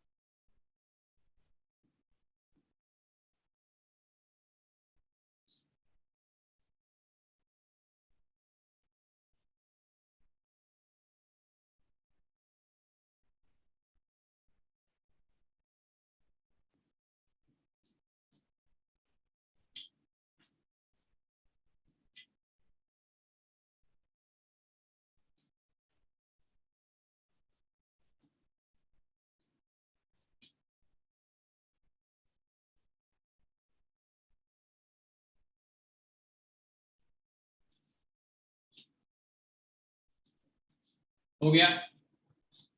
तो अब देखिए इसमें आगे बढ़ते हैं। Shape of the fringes, shape of the fringes on screen. ठीक है, तो मैं यहां लिख रहा हूं shape of the theoretically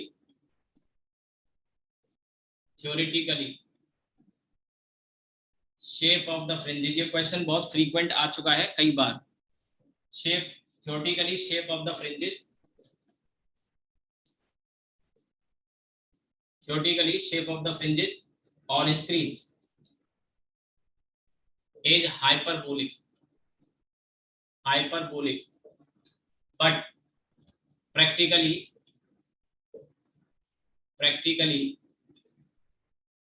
they nearly appear straight। वो लगभग हमें स्ट्रेट नजर आती है, बट वास्तव में उनकी जो शेप होती है वो कैसी होती है? हाइपरबोलिक होती है। ये स्ट्रेट जैसे मैंने बनाई है ऐसी नहीं होती, हाइपरबोलिक होती है। और इसको अगर आपको समझना है तो यहाँ पे जैसे ये स्क्रीन है, ठीक है,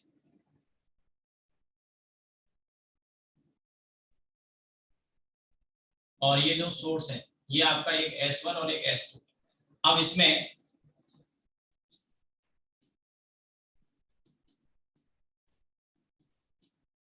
ठीक है, यहाँ पे सेंट्रल ब्राइट बनती है, इसके लिए n की वैल्यू 0, इसके लिए n की वैल्यू मैं नीचे लिख देता हूँ, n की वैल्यू 0, थोड़ा रिफ्लेक्शन आ रहा है। ठीक है, अब देखिए यहाँ पे जो वेव मिलेगी इस पॉइंट पे मिल रही है, तो अब यहाँ पे एक हाइपरबोला इस तरह से आता है, ऐसे एक्चुअली पूरी एक फैमिली मिलती है हाइपरबोला की। ये ऐसे ऐसे ऐसे ही नीचे, और ये जो n इक्वल्स टू 0 मिला है ना, तो ये हमें पहला हाइपरबोला मिला, तो ये n इक्वल्स टू 1, ये वाला n इक्वल्स टू 2, ये n इक्वल्स टू 3। इसका मतलब समझ रहे हो? इसका मतलब ये है n इक्वल्स टू 1 का मतलब फर्स्ट ब्राइट। तो ये फर्स्ट ब्राइट मिली हमको यहाँ पे। ठीक है, ये हमको क्या मिली? First bright. थोड़ा सा और स्क्रीन को मैं बड़ा कर देता हूँ। तो ये फर्स्ट ब्राइट मिली, ये सेकंड ब्राइट मिली, ये थर्ड ब्राइट मिली। अब ये मैं क्या मार्कर यूज कर रहा हूँ? तो ब्राइट बनाने के लिए मैं काला मार्कर यूज कर रहा हूँ, तो कंफ्यूज मत हो जाना, मैं ब्लैक बना जरूर रहा हूँ ब्लैक कलर से, बट इसका मतलब आपको क्या समझना है, इसका मतलब आपको क्या समझना है, व्हाइट समझना है, क्योंकि मैं यहाँ लिख रहा हूँ ना, इसीलिए one bright second bright n equals to one. बताया था ना पार्ट डिफरेंस एन लेमडा होता है ब्राइट के लिए या कंस्ट्रक्टिव के लिए, तो एन की वैल्यू वन जब रखेंगे। अब इसका मतलब क्या होता है, एक्चुअली मैथमेटिक्स जो बच्चे पढ़ते हैं ना 11 12 में, तो वहां हाइपरबोला उनको पढ़ाया जाता है, तो हाइपरबोला में कंडीशन होती है हाइपरबोला की, इलिप्स की भी एक कंडीशन होती है, इलिप्स हाइपरबोला ये एक ही कोनिक सेक्शन की फैमिली है। तो ये जो डिफरेंस होता है ना S2P माइनस S1P, ये डिस्टेंस कांस्टेंट रहता है एक गिवन इसके लिए, ठीक है। जैसे यहां से S2P ये P पॉइंट है, ठीक है, तो S2P ये वाला डिस्टेंस और S1P ये वाला डिस्टेंस, इस पूरी लाइन पर, ये जो लाइन आप कर्व लाइन देख रहे हैं, इस पूरी लाइन के लिए क्या आने वाला है, कांस्टेंट, और कितना आएगा पता है, n इक्वल्स टू 1 है, यानी कि लेमडा आ जाएगा, इसके लिए कितना आ जाएगा, लेमडा। भैया पार्ट डिफरेंस क्या होता है, n लेमडा है ना कंस्ट्रक्टिव के लिए। तो अब इस पूरी लाइन के लिए यहाँ पे कहीं पे भी आप इस पॉइंट P को मूव करा दो, P पॉइंट को, यहाँ से आने वाला और यहाँ से आने वाली जो वेव है इस लाइन पे कहीं पे भी मिलेगी, तो पार्ट डिफरेंस कितना आएगा, कांस्टेंट आएगा, और कांस्टेंट किसके बराबर आएगा, n इक्वल्स टू 1 रखने पे लेमडा के बराबर आ जाएगा, किसके बराबर आ जाएगा, लेमडा के, ठीक है। इसी तरह से अगर थोड़ा पॉइंट ऊपर खिसका दो इस पे, तो S2P और S1P का जो डिफरेंस है दैट इज ए कांस्टेंट, और इस पूरी लाइन पे कांस्टेंट रहने वाला है P पॉइंट की लोकेशन कहीं पे भी, और n की वैल्यू 2 रखेंगे तो किसके बराबर आ जाएगा, कांस्टेंट 2 लेमडा के बराबर आ जाएगा। ऐसे ही यहाँ पे इस पूरी लाइन पे कोई पॉइंट P लेंगे कहीं पे भी, तो यहाँ का जो डिफरेंस है S2P और S1P वो कांस्टेंट आएगा, और कितना आएगा, 3 लेमडा।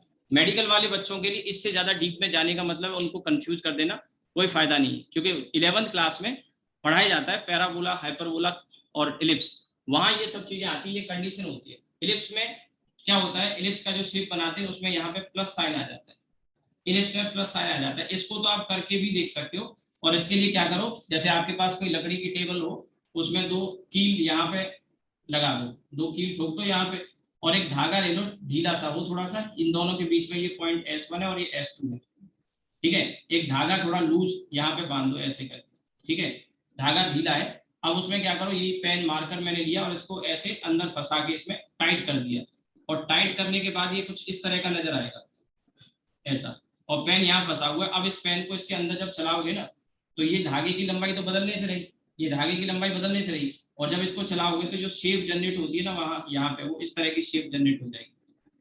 आप करके भी देख सकते हैं, ऐसी शेप इधर होगी, और सेम जब नीचे लाओगे तो नीचे ऐसी शेप जनरेट हो जाएगी। दिस इज हाउ एक इलिप्स बन जाएगा, और इलिप्स में S1P और S2P ये P पॉइंट है, तो धागे की लंबाई हो गई, ये S1 है और ये S2P, तो वहां प्लस साइन आ जाता है, and that's a constant, constant यानी धागे की लंबाई। तो इलिप्स के कर्व को आप ट्रेस करके बना सकते हैं इस तरह का, ठीक है। अब इसमें आपको इलिप्स का तो केस है यहाँ नहीं पढ़ना है, हाइपरबोला का समझना है, तो हाइपरबोला मिलता है, इस तरह की शेप मिलती है यहाँ पे।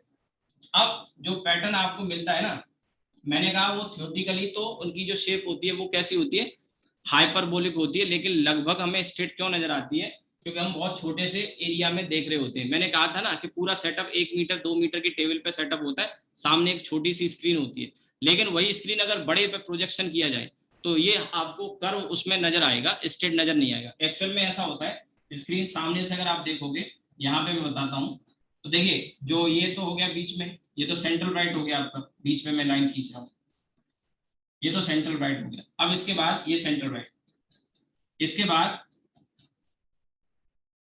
ये आपका फर्स्ट ब्राइट हो गया, इसके बाद ये आपका सेकंड ब्राइट हो गया, ये आपका थर्ड ब्राइट हो गया। इसी तरह से नीचे भी, ये फर्स्ट ब्राइट, ये सेकंड ब्राइट, ये थर्ड ब्राइट, ये फोर्थ ब्राइट, फोर्थ ब्राइट, ऐसे करके बनती जाती है दोनों तरफ। आप अगर देखो तो अब बड़े स्क्रीन पे देख रहे हैं, तो ये बड़े स्क्रीन पे आपको कैसा नजर आ रहा है, कैसा नजर आ रहा है, कर्व थोड़ा नजर आने लगा। और मैं इसको आगे और ड्रॉ कर देता हूँ, इसी तरह से पूरी स्क्रीन पे ये हाइपरबोलिक फ्रिंजेस बनेंगे।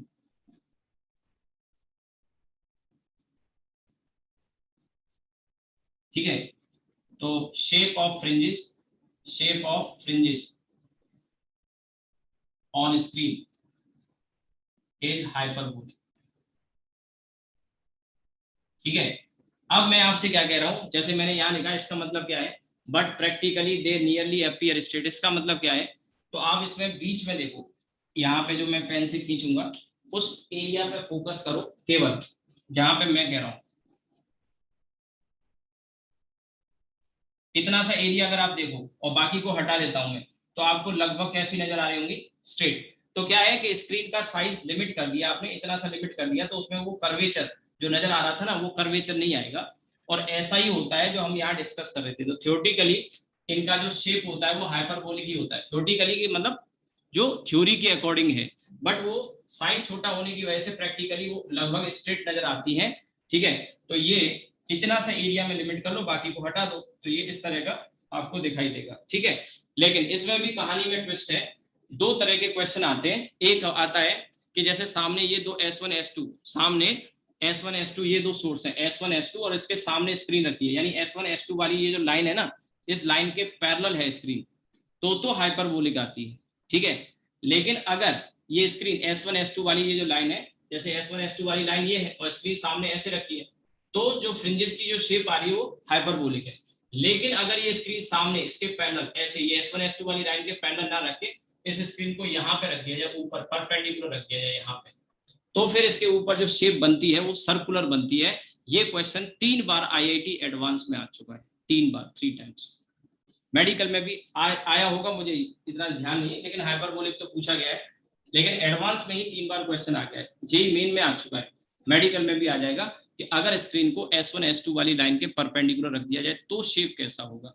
तो पहले आप इसको बना लीजिए, फिर आगे बढ़ते हैं।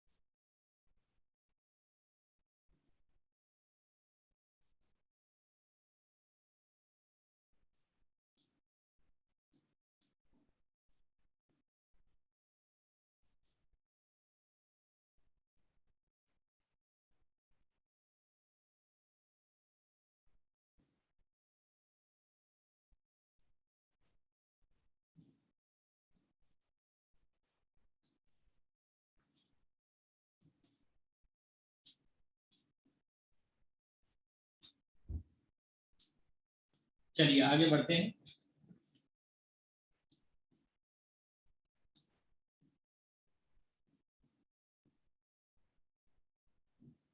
ठीक है। तो अभी मैं जो बता रहा था कि इसमें ये दो पॉसिबिलिटी बनती है। एक, आपका सोर्स S1 S2 यहाँ है, और जो सबसे कॉमन केस है वो यही है कि स्क्रीन यहाँ सामने रखी है, ये स्क्रीन है, ये स्क्रीन 1। ठीक है। तो इस स्क्रीन 1 पे अगर आप ऐसे रखिए, इसको पलट के सामने या सामने खड़े होकर देखोगे, तो जो पैटर्न नजर आएगा, जो पैटर्न नजर आएगा, ठीक है,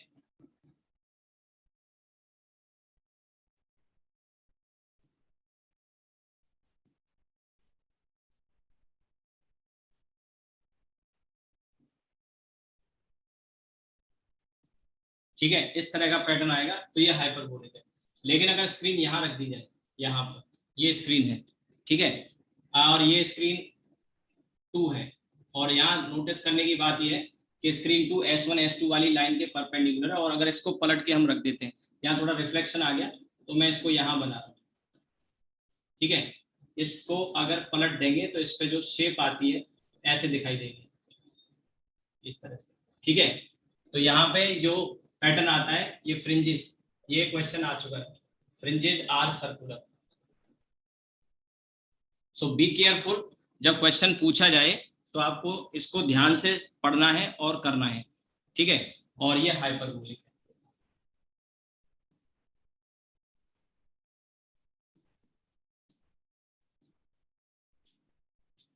ठीक है, एक चीज और मैं बता दूं, आप जब फिगर बनाएं तो इस फिगर को यहाँ बनाइएगा, यहाँ थोड़ा रिफ्लेक्शन आ रहा है तो मैं तो नहीं बना पाया, बट आप इसको S1 S2 वाली जो लाइन है ना, ये S1 S2 वाली लाइन वो इसके सेंटर पे जाए तो अच्छा रहेगा। जैसे ये सेंटर राइट बना है ना, वैसे ये इसका जो सेंटर है वो S1 S2 वाली लाइन पे यहाँ आना चाहिए। आप इसको थोड़ा खिसका के इधर बनाइएगा, ठीक है। मैं इसमें एक चीज और बताना चाहूंगा आपको, ठीक है। ये इधर का तो मैं रब कर देता हूँ, क्योंकि ये वाला केस जो सेकंड वाला केस बताया मैंने, इस केस में दो तरह के आंसर मिल सकते हैं, सर्कुलर या सेमी सर्कुलर। अब सर्कुलर होगा या सेमी सर्कुलर होगा वो डिपेंड करता है सिचुएशन पे, क्योंकि सर्कुलर है तब तो ठीक है, और सेमी सर्कुलर भी है तो सर्किल का ही पार्ट ना। तो कभी कभी ऐसी सिचुएशन भी बनती है कि वहां सर्कुलर ना होकर सेमी सर्कुलर भी ऑप्शन दिया जाता है और वही सही होता है फिर। और दोनों ऑप्शन दे रखे हैं, सर्कुलर भी और सेमी सर्कुलर, तो वो सिचुएशन बेस्ड होता है, ठीक है। अब जैसे मैंने कहा, जैसे इसमें क्या था कि यहाँ आईआईटी में जो क्वेश्चन आया था, तो ये S1 और S2 सोर्स ऐसे रखे हुए थे, और ये एक जमीन है, ग्राउंड है, और पर्दा यहाँ रख दिया था, यहाँ पे स्क्रीन रखी थी, ठीक है। ये स्क्रीन थी S1 S2। तो पहले तो नोटिस करो S1 S2 ऐसे रखे, तो इसके परपेंडिकुलर डायरेक्शन में ये स्क्रीन ऐसे रखी, तो ये स्क्रीन 2 कही जाएगी कि स्क्रीन 1 कही जाएगी, आप यहाँ से देख के बता सकते हैं। स्क्रीन 1 S1 S2 के पैरेलल है, और स्क्रीन 2 S1 S2 वाली लाइन के परपेंडिकुलर है। तो आप नोटिस करिए कि S1 S2 के परपेंडिकुलर लाइन है। आईआईटी में जो क्वेश्चन आया था, और उसमें ये नीचे इस तरह से बना दिया था, यानी नीचे ग्राउंड है तो नीचे तो कोई मतलब ही नहीं लाइट जाने का, लाइट केवल ऊपर जाएगी। तो अब ऊपर जब जाएगी और इस स्क्रीन को आप पलटोगे, इस स्क्रीन को जब आप पलटोगे, ठीक है, तो अब नीचे एक्चुअली क्या है कि मैंने आपसे क्या कहा था, ये जो फिगर है ना, इस फिगर को S1 S2 वाली लाइन के यहाँ पे सेंटर पे लाओगे तो आधा सर्किल तो इधर बन जाएगा, है ना, आधा सर्किल तो इधर बन जाएगा और आधा सर्किल इधर आ जाएगा। ये S1 S2 वाली जो लाइन थी, आप मेरी बात को समझ रहे हो शायद, मैं थोड़ा बड़ा करके यही दिखाया है कि ये सेंटर यहाँ पे आना चाहिए। अब विजिबल हो रहा होगा, रिफ्लेक्शन से मैंने आउट कर दिया। ये S1 S2 वाली जो लाइन है, वो S1 S2 वाली लाइन इसके सेंटर से गुजरेगी, तो आधा सर्किल इधर आएगा, आधा इधर आएगा, ठीक है। तो ये पैटर्न इस तरह का मिलेगा। अब यहाँ पे क्या है कि लाइट ये इधर तो जा सकती है, इधर नहीं आ सकती, तो इस स्क्रीन पे जो पैटर्न मिलेगा वो सेमी सर्किल जब मिलेगा। अब ये दूसरी स्क्रीन है, ये तो मैं हटा देता हूँ,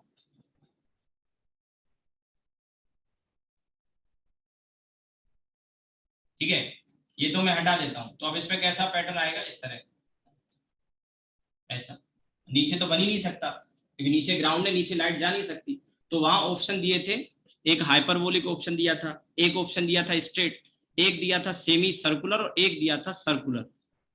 तो जैसा फिगर दिया था कि यहाँ एक ग्राउंड सरफेस पे दो सोर्स लगे तो लाइट ऊपर जा सकती है, तो ऊपर आधी फ्रिंजेस ही सर्कुलर वाली बन पाएंगी, नीचे की आधी बन ही नहीं पाएंगी, नीचे की आधी बन नहीं पाएंगी।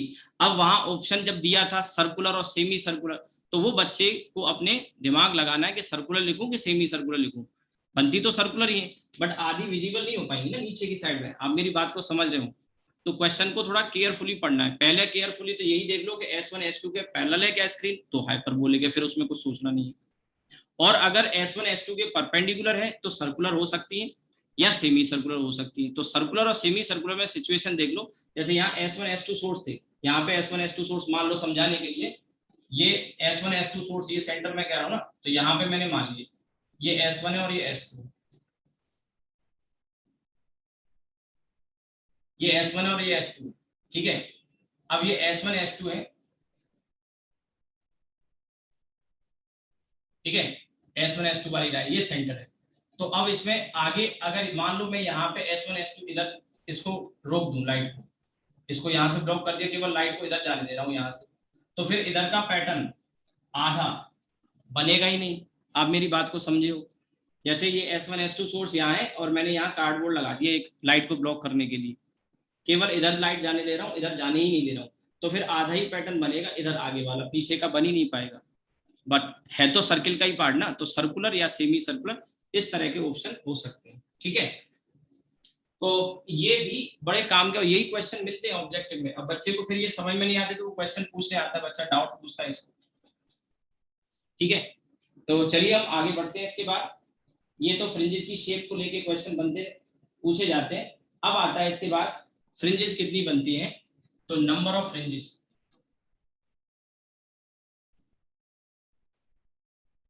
On screen. ठीक है, इसमें दो केस मैं आपको बताने जा रहा हूं कि फ्रिंजेस जो बनती हैं स्क्रीन के ऊपर, वो एक फाइनाइट डिस्टेंस में अगर पूछता है, और अगर स्क्रीन का साइज इनफाइनाइट है तो पूछता है। तो दो अलग अलग केस बनेंगे, बताता हूं कैसे। तो पहला case, in finite length of screen. ठीक है, फाइनाइट लेंथ मान लो x है। कहने का मेरा मतलब है जैसे ये स्क्रीन है, ठीक है, बड़ी स्क्रीन है और ये सेंटर है स्क्रीन का, और इसमें आपसे पूछा गया कि कितने बीच में ये x डिस्टेंस में कितनी फ्रिंजेस बन रही है। तो यहाँ पे क्या करो, 1 2 3 4 5 जो भी बन रही है उससे डिवाइड कर दो। तो नंबर ऑफ फ्रिंजेस n अगर है तो उसको सीधे सीधे x डिवाइडेड बाई बीटा कर दो। क्या कर दो, x जो डिस्टेंस दिया है डिवाइडेड बाई बीटा कर दो, नंबर ऑफ फ्रिंजेस मिल जाएगी। ये डिस्टेंस x में पूछा गया है तो।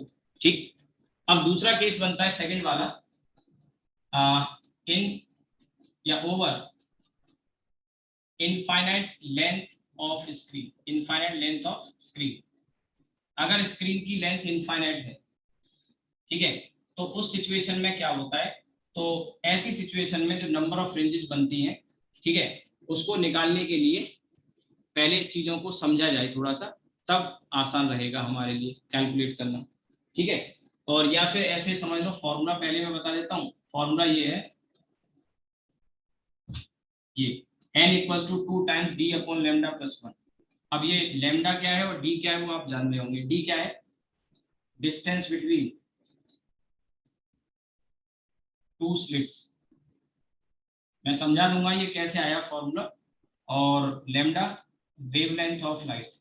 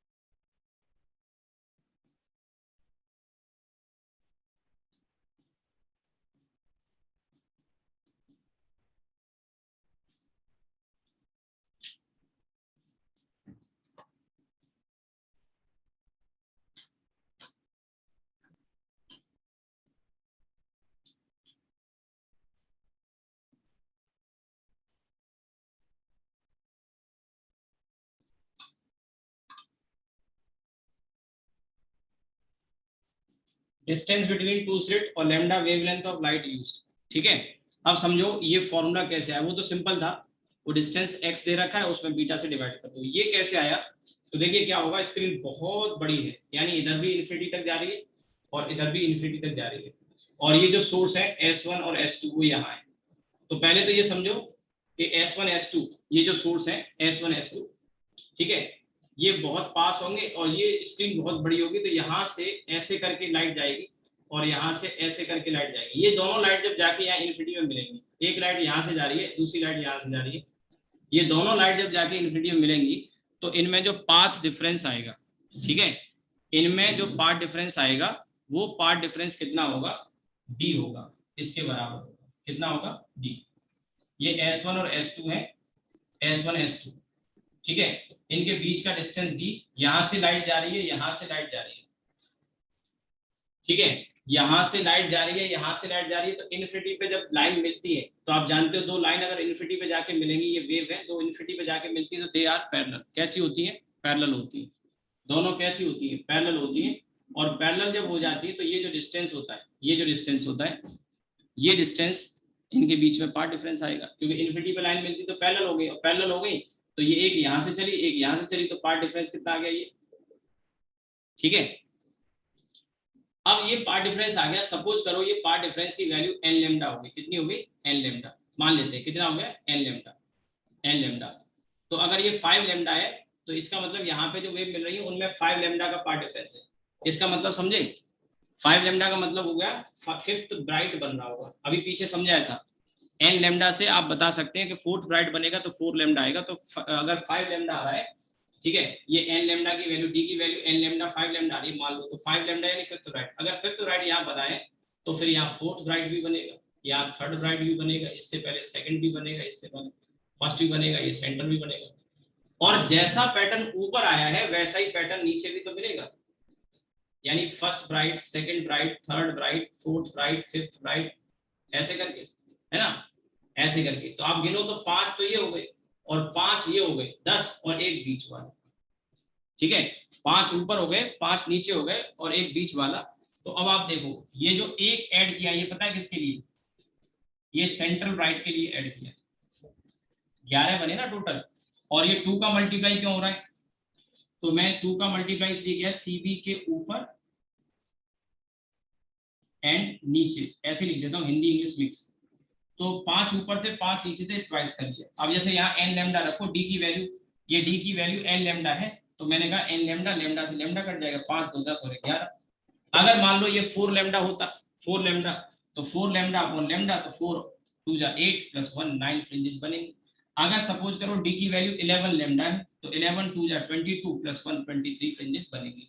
आपके मन में अभी भी कुछ सवाल आ रहे होंगे कि सर क्या होगा ये जब एन लेमडा की वैल्यू, मान के चलो ये एन लेमडा आपने 5 लेमडा का, पर जरूरी है कि 5 लेमडा ही आए, क्या पता ये 4.5 लेमडा आ जाए।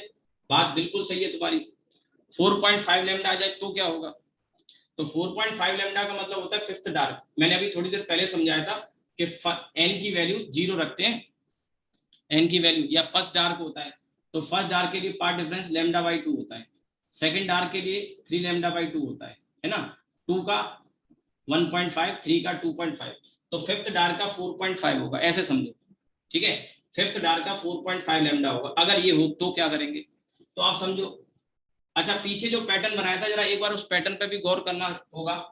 आपने एक चीज नोटिस करी हो, नहीं करी है कोई बात नहीं, मैं दोबारा से करवाता हूँ। देखो ये बहुत काम की बात है, सेंट्रल ब्राइट ये है, फर्स्ट ब्राइट ये है, सेकंड ब्राइट ये है, और फर्स्ट डार्क ये है, सेकंड डार्क ये है।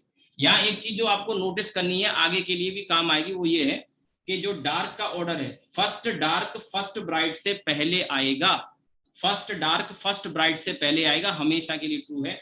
सेकंड डार्क सेकंड ब्राइट से पहले आएगा, थर्ड डार्क थर्ड ब्राइट से पहले आएगा। यानी एक बात लिख लेना, या मैं बता दे रहा हूं कि डार्क जिस ऑर्डर का है वो ब्राइट के उसी ऑर्डर से पहले आएगा, यानी डार्क का ऑर्डर ब्राइट के ऑर्डर से पहले है, यानी सेकंड डार्क सेकंड ब्राइट से पहले है। इसका मतलब क्या हुआ कि अगर ये फिफ्थ डार्क है, ये फिफ्थ डार्क है, ठीक है, अगर ये पार्ट डिफरेंस ऐसा आ रहा है, इसका मतलब यहाँ पे फिफ्थ डार्क बना होगा भैया, तो यानी फिफ्थ ब्राइट जो इसके ऊपर आता, फिफ्थ ब्राइट इसके ऊपर आता। स्क्रीन डिस्टर्ब हो गई, मैं इसको ठीक,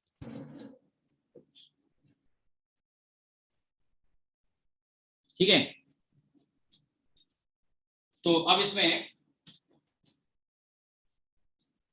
देखिए, ये यहाँ पे मैं कह रहा हूँ फिफ्थ डार्क बना, यहाँ पे फिफ्थ ब्राइट डार्क बना, तो ब्राइट इसके बाद आएगा, यानी स्क्रीन से भी ऊपर चला जाएगा, स्क्रीन से भी ऊपर चला जाएगा कि नहीं चला जाएगा, स्क्रीन से भी ऊपर, यानी स्क्रीन तो खत्म हो चुकी है, स्क्रीन कहाँ खत्म हो गई, फिफ्थ डार्क पे, और फिफ्थ ब्राइट इसके बाद आता है, यानी फिफ्थ ब्राइट आ ही नहीं पाएगा। इसका मतलब ये हुआ कि फिफ्थ डार्क से पहले, फिफ्थ डार्क से पहले फोर्थ ब्राइट आया होगा, और ये फिफ्थ डार्क यहाँ पे बिल्कुल बाउंड्री पे आ रहा होगा। तो अब क्या करेंगे, डार्क तो गिना नहीं जाएगा, फ्रिंज का मतलब होता है, फ्रिंज का मतलब क्या होता है, एक ब्राइट प्लस एक डार्क। तो हम गिनेंगे तो कहां से गिनेंगे, फिफ्थ डार्क गिना जाता जब इसके साथ फिफ्थ ब्राइट आ रहा होता तो, लेकिन ये तो फिफ्थ डार्क आ रहा है और फोर्थ ब्राइट ये है, हाँ इसके पहले फोर्थ डार्क आ रहा होगा, इसके पहले थर्ड डार्क आ रहा होगा, तो इसकी काउंटिंग होगी 1 2 3 4, और 1 2 3 4, 4 यहाँ 4 यहाँ 8, और एक बीच में सेंट्रल ब्राइट, यानी 9 ही गिने जाएंगे। अब यहाँ पे मेरी बात समझना, तो कैसे करोगे फिर ऐसी सिचुएशन में, तो ये 4.5 लेमडा है, समझना मेरी बात, 4.5 तो लेमडा से जो लेमडा कट जाएगा, अगर आपने 4.5 इंटू 2 कर दिया तो ये 9 प्लस 1 10 आंसर आएगा, जो कि गलत होगा, जो कि गलत होगा, क्योंकि मैंने क्या गिनाया आपको, ये ब्राइट वाले गिनेंगे, डार्क तो खत्म हो गया, डार्क नहीं पूरा इनकम्प्लीट है, वो इनकम्प्लीट है। तो यहाँ 4 ऊपर और 4 नीचे, 8 और एक बीच में 9, आंसर 9 आना चाहिए। लेकिन अगर आप ऐसे डायरेक्ट रखोगे, ऐसे डायरेक्ट रखोगे, तो फिर 9 और +1 10, जो कि गलत हो गया। तो इसका सही तरीका क्या होता है कि अगर यहाँ पे कोई भी नंबर जैसे 4.5 ही नहीं, 4.7 लेमडा आ रहा होता या 4.3 लेमडा आ रहा होता, तो इसका इंटीजर पार्ट लिया जाता है। क्या लिया जाता है? इंटीजर पार्ट लिया जाता है। तो ये 4.5 आए या 4.3 आए या 4.2 आए या कुछ भी आए, उसका इंटीजर पार्ट लेंगे। तो 4 2 जा 8 +1 9, आंसर सही होगा। ठीक है। तो आपको असल में जो मेडिकल के बच्चे हैं उनको तो नहीं पता होगा, लेकिन जो बच्चे आईआईटी की तैयारी करते हैं उनको पता होगा कि मैथ्स में एक इस तरह का ब्रैकेट इस्तेमाल किया जाता है, और फंक्शन जब पढ़ते हैं तो उसमें ग्रेटेस्ट इंटीजर फंक्शन बताया जाता है। मैथ्स वाले जो बच्चे वो समझते होंगे। तो ऐसा ब्रैकेट का मतलब ही होता है, मैं अपनी तरफ से नहीं बता रहा, ये मैथमेटिक्स में, कि अगर ऐसा फंक्शन में होता है तो वहां ग्रेटेस्ट इंटीजर फंक्शन का मतलब होता है कि वो जो फंक्शन है उसका इंटीजर पार्ट लिया जाता है। तो आप इसमें से यहाँ पे ये नोट कर सकते हैं कि ये जो ब्रैकेट है नीचे आप इसको लिख सकते हैं, this bracket.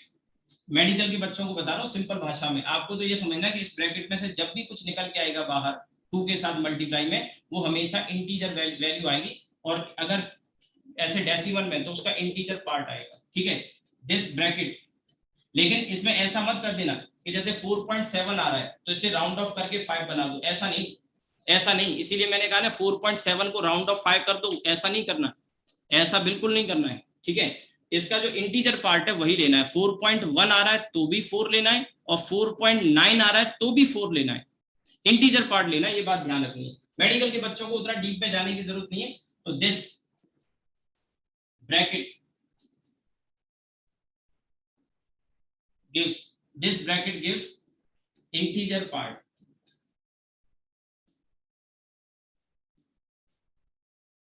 integer part of the number। ठीक है, अब पहले से इंटीजर है तो फिर तो कुछ नहीं, वो तो फ्री इंटीजर है।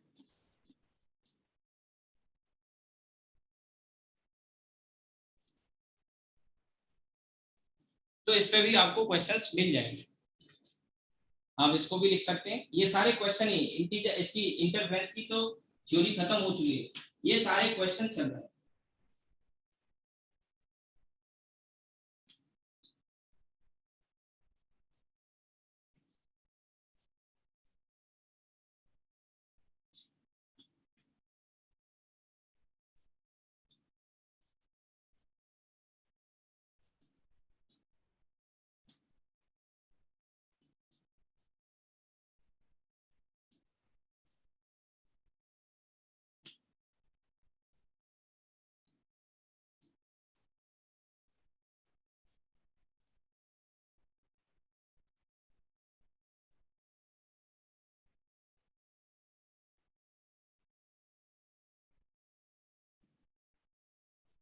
ठीक है, चलिए आगे बढ़ते हैं।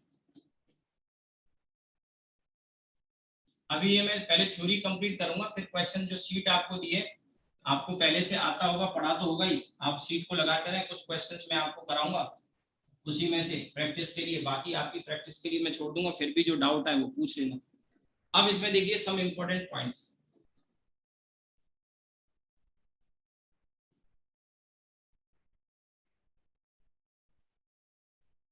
सबसे पहली चीज, beta directly proportional to D. ठीक है, तो ये जो डी है डायरेक्टली प्रोपोर्शनल टू डी, मतलब जितना ज्यादा डिस्टेंस करोगे उतना ज्यादा फ्रिंज विड्थ ज्यादा होगी। ठीक है, second part, beta inversely proportional to D. तो ये मैंने आपको बताया था, डी डी की वैल्यू यानी slit must be as close as possible. ठीक है, तो डी मस्ट बी स्मॉल, या slits must be as close as possible to increase, it must be as close as possible to increase fringe width। ठीक है, तीसरा, beta proportional to lambda. अब हम जानते हैं कि इसमें लेमडा वॉयलेट का सबसे कम और रेड का सबसे ज्यादा। तो वॉयलेट कलर के लिए बीटा जो होगा वो सबसे कम और रेड कलर के लिए जो होगा वो सबसे ज्यादा। अगर हम इसमें YDSC के एक्सपेरिमेंट में नॉर्मली तो मोनोक्रोमेटिक लाइट या सिंगल वेवलेंथ की लाइट हम प्रेफर करते हैं, तो उसी से हमें काली चमकीली पट्टियां जो मिलेंगी वो प्रॉपर। लेकिन अगर हमने व्हाइट कलर की लाइट यूज कर ली तो व्हाइट कलर की लाइट में क्या होगा कि डिफरेंट डिफरेंट कलर के मैक्सिमा ओवरलैप करने लगेंगे और फिर वो पैटर्न समझ में नहीं आएगा कैसा होगा। ठीक है, तो usually we use monochromatic light, monochromatic light in YDSE, but if white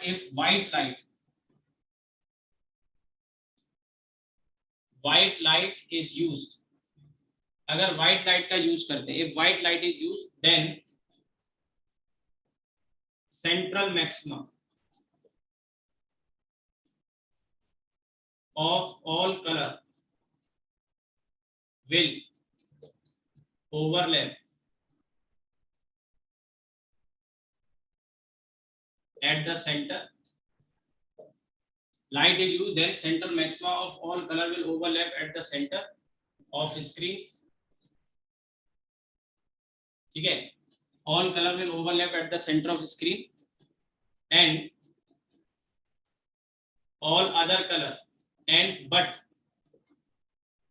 maximas of different color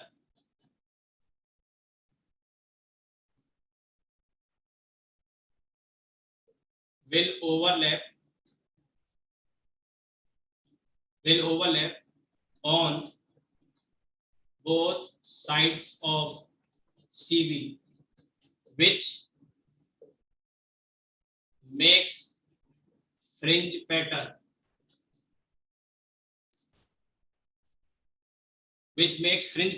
indistinguishable, यानी इनको डिस्टिंग्विश आप नहीं कर पाओगे। Light is used then central maxima of all color will overlap at the center of the screen, but maxima of different color will overlap at both sides of CV, which makes fringe pattern, ठीक है, indistinguishable, जिससे कि दोनों side में overlapping होने की वजह से वो पैटर्न कुछ देखने लायक नहीं होगा, क्योंकि व्हाइट उसमें वॉयलेट पे मालूम पड़ा ग्रीन कलर आ गया, तो वॉयलेट और ग्रीन का मिक्स हो गया, उसी में येलो भी आ गया सपोज करिए, तो येलो भी मिक्स होके बड़ा अजीब सा पैटर्न बन जाएगा किसी जगह, और सेम ऑर्डर के नहीं, डिफरेंट ऑर्डर के ओवरलैप कर रहे होंगे। ठीक है, तो एक तो ये हुआ इसमें, इसीलिए मोनोक्रोमेटिक लाइट को ही प्रेफर हम करते हैं। इतना आप नोट करिए, अभी और बातें हैं इसमें, अभी और पॉइंट्स मैं आपको लिखाता हूँ।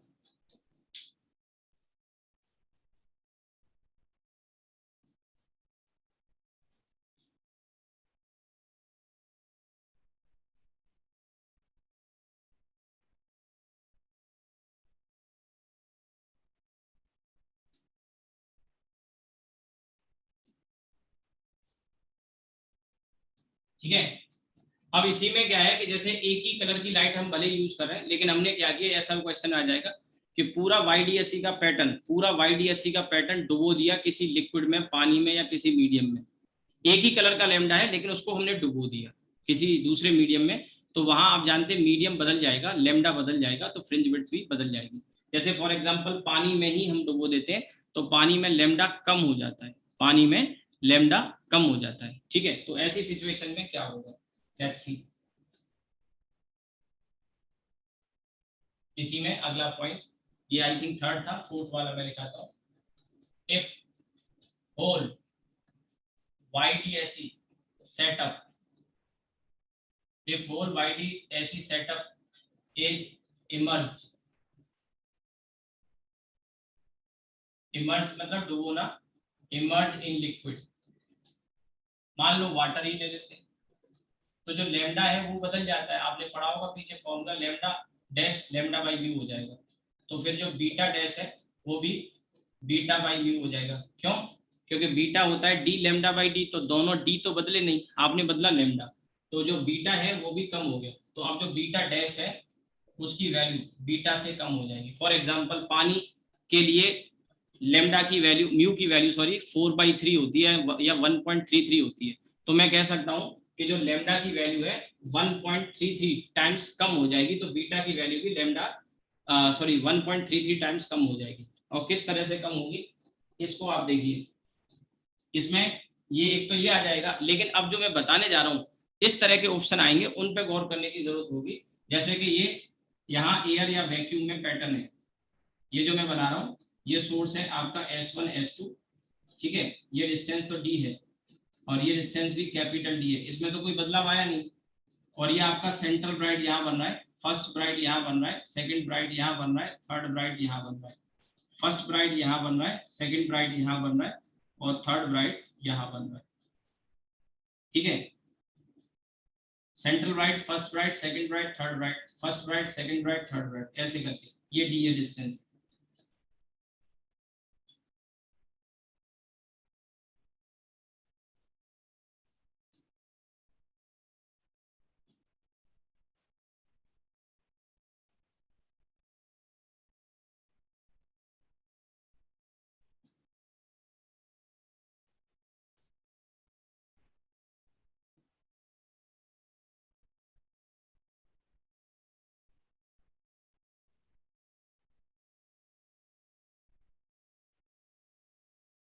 ठीक है, अब ये है, अब मान लीजिए पूरे सेटअप को हमने लिक्विड में डुबो दिया, तो अब ये S1 S2 में तो कोई बदलाव किया नहीं है, ये डिस्टेंस D में भी कोई बदलाव नहीं किया, ये डिस्टेंस तो वही है, बट यहाँ पे मान लीजिए पानी आ गया तो म्यू की वैल्यू 4/3 हो गई, तो बीटा कम हो जाएगा। बीटा कम होने का मतलब है ये जो डिस्टेंस था ये कम हो गया, ये जो डिस्टेंस था वो कम हो गया, तो सारी फ्रिंजेस सिकुड़ जाएंगी, श्रिंक कर जाएंगी। लेकिन एक इंटरेस्टिंग बात यहाँ पे ये है कि जो सेंट्रल राइट है वो तो अपनी जगह पर ही रहेगा, वो शिफ्ट नहीं होगा। यही सवाल ऑब्जेक्टिव में लिखा हुआ आएगा थ्योरेटिकल टाइप का कि जब पानी में डुबो देंगे तो सेंट्रल राइट शिफ्ट हो जाएगा, नहीं, सेंट्रल राइट ही शिफ्ट नहीं होगा, बाकी सब शिफ्ट होंगे। तो फर्स्ट ब्राइट यहाँ आ गया, सेकंड ब्राइट यहाँ आ गया, थर्ड ब्राइट यहाँ आ गया और फोर्थ ब्राइट भी आ चुका होगा, पर मैं उसको दिखा नहीं रहा हूँ। तो आप एक चीज सोचो या देखो समझो कि जो पैटर्न पहले इतना फैल के बन रहा था, यहाँ फैला हुआ था, ये पूरा पैटर्न श्रिंक कर गया। और इसमें एक बात और समझने की है, एक बात और समझने की है, वो ये है कि सेंट्रल ब्राइट को छोड़ के बाकी सारी फ्रिंजेस दोनों साइड से करीब आ जाएंगी, दोनों साइड से। और एक बात खास यहाँ पे नोटिस करने की है कि जो फ्रिंज का ऑर्डर जितना ज्यादा था उसकी शिफ्टिंग उतनी ही ज्यादा होगी, उसकी शिफ्टिंग उतनी ही ज्यादा होगी, इस बात को समझो। जैसे मान लो ये जो डिस्टेंस था, सपोज करो समझाने के लिए मैं कह रहा हूं, ये डिस्टेंस 4 मिलीमीटर था बीटा पहले, ये भी 4 मिलीमीटर था, ठीक है। तो अब यहां से जो डिस्टेंस हो गया वो 8 मिलीमीटर हो गया, ध्यान से सुनिएगा और समझिएगा, और ये 12 मिलीमीटर हो गया, है ना। जब पानी में डुबो दोगे तो इस फॉर्मूले से, इस वाले फॉर्मूले से 4/4/3 करोगे तो फ्रिंज विड्थ कितनी रहेगी, 3 रहेगी, फ्रिंज विड्थ 3 मिलीमीटर रहेगी ना। तो अब जो डिस्टेंस है ये वाला, ये 3 मिलीमीटर हो गया, ये वाला 6 मिलीमीटर हो गया, ये वाला 9 मिलीमीटर हो गया। अब मेरी बात पे गौर करना, सेंटर राइट तो वही रहा क्योंकि इसका ऑर्डर 0 था, तो 0 शिफ्टिंग हुई, ऐसे समझो कितना था, 0 था, इसलिए 0 शिफ्टिंग हुई। अब फर्स्ट वाला ब्राइट जो था वो 4 मिलीमीटर पे होता था कभी, अब 3 मिलीमीटर पे है, तो कितना करीब आ गया, 1 मिलीमीटर करीब आ गया। पहले जो सेकंड ब्राइट था वो 8 मिलीमीटर पे था, अब कितने पर है, 6 मिलीमीटर पे है, यानी 2 मिलीमीटर करीब आ गया। ये वाला पहले 12 मिलीमीटर दूर था, अब 9 मिलीमीटर दूर है, यानी 3 मिलीमीटर कम आ गया। मेरी बात कुछ समझ में आई आपको? मैं ये कहना चाह रहा हूं कि जितना ऑर्डर ज्यादा होगा फ्रिंज का, उसका शिफ्टिंग उतनी ही क्लोज होगी या उतनी ही ज्यादा होगी सेंट्रल राइट के। सेंट्रल राइट को छोड़ के सारी फ्रिंजेस करीब आती हैं, ठीक है। क्वेश्चन में बेवकूफ इस तरह से ही बना देगा कि ब्राइट ब्राइट करीब आएंगी, डार्क दूर चली जाएंगी, या ऊपर वाली पास आ जाएंगी, नीचे वाली दूर चली जाएंगी, या कह देगा पूरा पैटर्न ही खिसक जाएगा एक साइड में, पूरा पैटर्न ही खिसक जाएगा, यानी अलोंग विद सेंट्रल राइट। ऐसा भी होगा, लेकिन वो आगे हम पढ़ेंगे, जब किसी स्लिट के ऊपर हम एक पतली फिल्म चिपका देंगे, वो केस तब आएगा, वो आगे आएगा। यहाँ पे क्या है, सेंट्रल राइट को छोड़ के बाकी सारी फ्रिंजेस ऐसे पिचक जाएंगी, कंप्रेस हो जाएंगी, ऐसा होगा। होल पैटर्न कंप्रेस अबाउट, ठीक है, whole pattern compress about CD, central right के दोनों तरफ से ये कंप्रेस हो जाएगा सेंट्रल राइट को छोड़ के, ठीक है, तो ये बात ध्यान रखने की और नोट करने की है। ये सारी बातें मैं यहाँ लिखा देता हूँ, इसी में अच्छे क्वेश्चंस जो बनेंगे ना वो यही होंगे जो मैं बता रहा हूँ। ठीक है, मैंने कहा ही था कि मैं इसमें बहुत सारे केसेस आपको बताऊंगा क्वेश्चंस के थ्रू, और इसीलिए थ्योरी थोड़ा सा डिटेल में चली जाती है, टाइम भी लगता है। तो अब मैं यहाँ पे कहूंगा if whole YDAC setup is emerge in liquid, अब यहाँ पे मैं लिख रहा हूँ इसके बाद then fringe pattern will shrink, fringe pattern will shrink from both sides, then fringe pattern will shrink from both sides of CB will not shift, ये फुल स्टॉप के बाद लिख रहा हूँ, CB will not shift all but all other fringes will come closer to CB, come closer to CB from both side, दोनों तरफ से, ठीक है, फ्रॉम बोथ साइड, दोनों तरफ से, सीवी के दोनों तरफ से फ्रिंजेस क्लोज आ जाएंगे। ठीक है, दोनों साइड से क्लोज आ जाएंगे ये, ठीक है, सीवी के, और इसमें शिफ्टिंग उस फ्रिंज की ज्यादा होगी जिसका ऑर्डर ज्यादा होगा, and shifting of the fringes will be proportional, ये अल्फा नहीं है, प्रोपोर्शनल लिखा है मैंने, proportional, will be proportional to the order of fringe, order of fringe.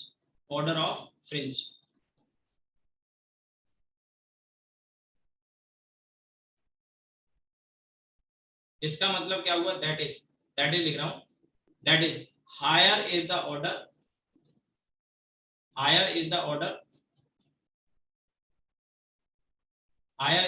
of fringe, higher is the order of fringe, more will be the shifting, या more is the order of fringe, more will be the shifting, more will be the shifting of fringe, more will be the shifting of fringe. ठीक है, ये बहुत काम की चीज है, इसमें क्वेश्चन आपको जरूर मिल जाएगा।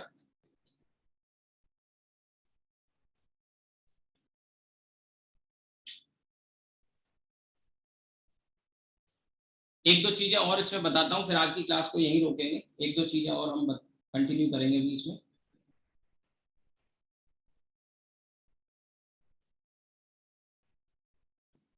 कोई चीज अगर छूट भी जाती है, आपको दोबारा देखने का मन है, तो अभी मैं क्लास के बाद वीडियो भी आपका अपलोड ये कर देता हूँ, वहां भी आप देख सकते हैं। अब देखिए इसके बाद इसी में फिफ्थ पॉइंट, इंटेंसिटी, मैंने बताया था तब तो था, अब लिखा भी देता हूं, intensity is directly proportional to width of slit, यानी कि जैसे ये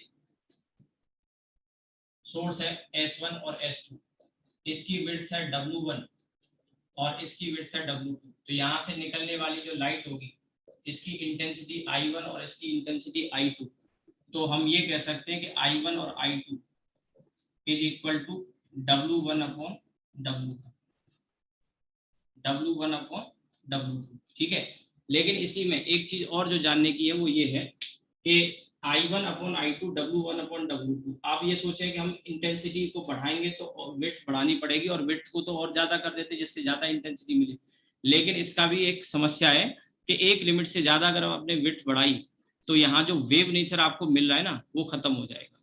आपको पता है चैप्टर की शुरुआत और इस यूनिट की भी शुरुआत जब हुई थी तब मैंने आपको बताया था कि अगर हमें वेव करेक्टर चाहिए तो स्लिट या अपर्चर जिसमें से वेव गुजर रही है उसका जो साइज है वो लेमडा के कंपेरेबल होगा तो वेव करेक्टर शो होगा, नहीं तो नहीं होगा।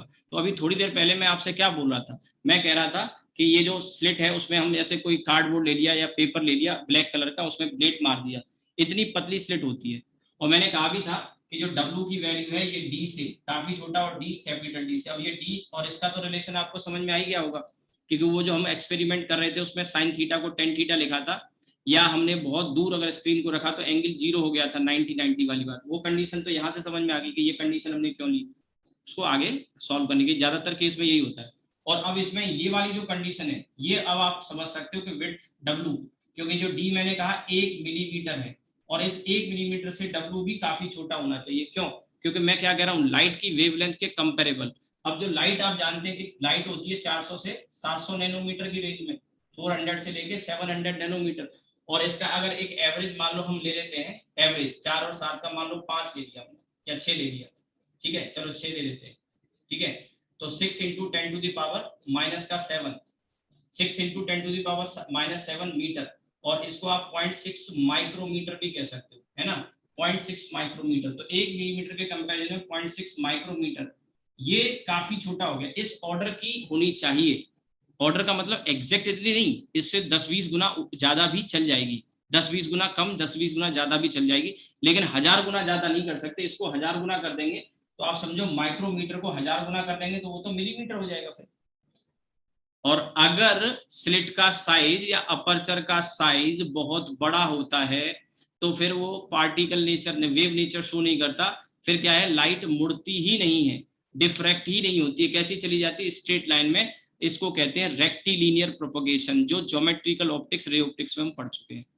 और हम इस चैप्टर में वेव करेक्टर पढ़ रहे हैं, तो वेव करेक्टर के लिए साइज विड्थ का बहुत छोटा होना चाहिए। तो अब आपको शायद समझ में आया होगा, उस समय तो मैंने लिख दिया था क्लास की शुरुआत में, ये लिख दिया था, बट जैसे जैसे हम आगे बढ़ रहे हैं ना, कनेक्शन जुड़ता जा रहा है, इन चीजों का क्लैरिटी आ रही है कि W इसके मुकाबले काफी छोटा क्यों होना चाहिए, ठीक है। इससे भी काफी छोटा लिया जाता है, बहुत छोटा, मैंने कहा ना, ऐसे बहुत पतली से ब्लेड से ऐसे लाइन कट कर दो ऐसे करके, इतनी पतली होनी चाहिए, और वो स्लिट भी 1-2 मिलीमीटर के आसपास के डिस्टेंस की होनी चाहिए। तो इससे ये 1000 गुना ही चल जाएगा, कोई दिक्कत नहीं, 1000 गुना चल जाएगा। अच्छा, ये वैल्यू भी अपनी वैल्यू जो W मैंने कहा इस ऑर्डर की होनी चाहिए, तो ऑर्डर का मतलब है कि अगर आप इसको 10 टाइम्स कर दो या 20 टाइम्स कर दो, तो 20 टाइम्स कर दिया फॉर एग्जांपल, तो ये 12 माइक्रोमीटर हो गया, है ना। तो ये भी चल जाएगा, ऐसा नहीं कि ये कोई बहुत मतलब इसके कंपैरिजन अभी भी 1 मिलीमीटर से ये डिस्टेंस काफी काफी छोटा हो गया, काफी छोटा हो गया, करीब करीब 100 गुना का अंतर तो फिर भी दिख ही रहा है, तो चलेगा, इतना चलेगा, ठीक है। तो ये जो विड्थ है, इस विड्थ को आप बढ़ाओगे तो इंटेंसिटी बढ़ती तो है, बट इसमें एक चीज जो ध्यान देने की वो ये है कि विड्थ एक लिमिट से ज्यादा हम नहीं बढ़ा सकते, क्योंकि जैसे विड्थ को बढ़ाते जाते हैं उसका वेव करेक्टर धीरे धीरे डिसअपियर होना शुरू हो जाएगा, डिफ्रैक्ट होना बंद होगी, लाइट सीधी चली जाएगी, मुड़ेगी ही नहीं, तो वेव करेक्टर खत्म हो जाएगा, ठीक है। तो हम यहाँ पे इस बात को मेंशन करेंगे, with increase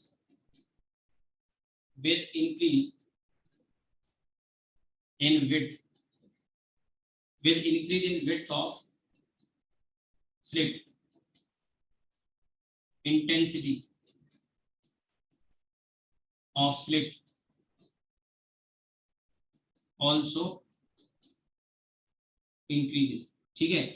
with increase in width of slit, intensity of slit also increases, but we cannot increase slit width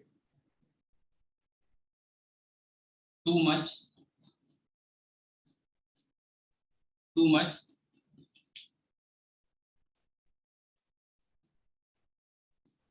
अब ये टू मच का मतलब कितना है, टू मच का मतलब क्या है, टू मच का मतलब ये है कि ऐसा ना हो कि जो लाइट की वेवलेंथ है उसके कंपैरिजन में काफी बड़ी हो जाए, ठीक है। But we can not increase slit width too much, ठीक है। इसके बाद मैं यहाँ लिख रहा हूँ, यानी कि जो W शुड नॉट बी या W शुड बी कंपेरेबल, ये लिखना चाहिए, W शुड बी या मस्ट बी कंपेरेबल, ब्रैकेट में लिख देता हूँ, comparable to lambda of light, ठीक है।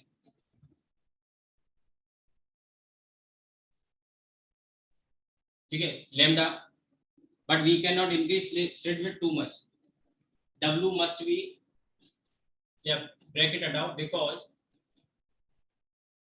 W must be comparable to lambda of light, otherwise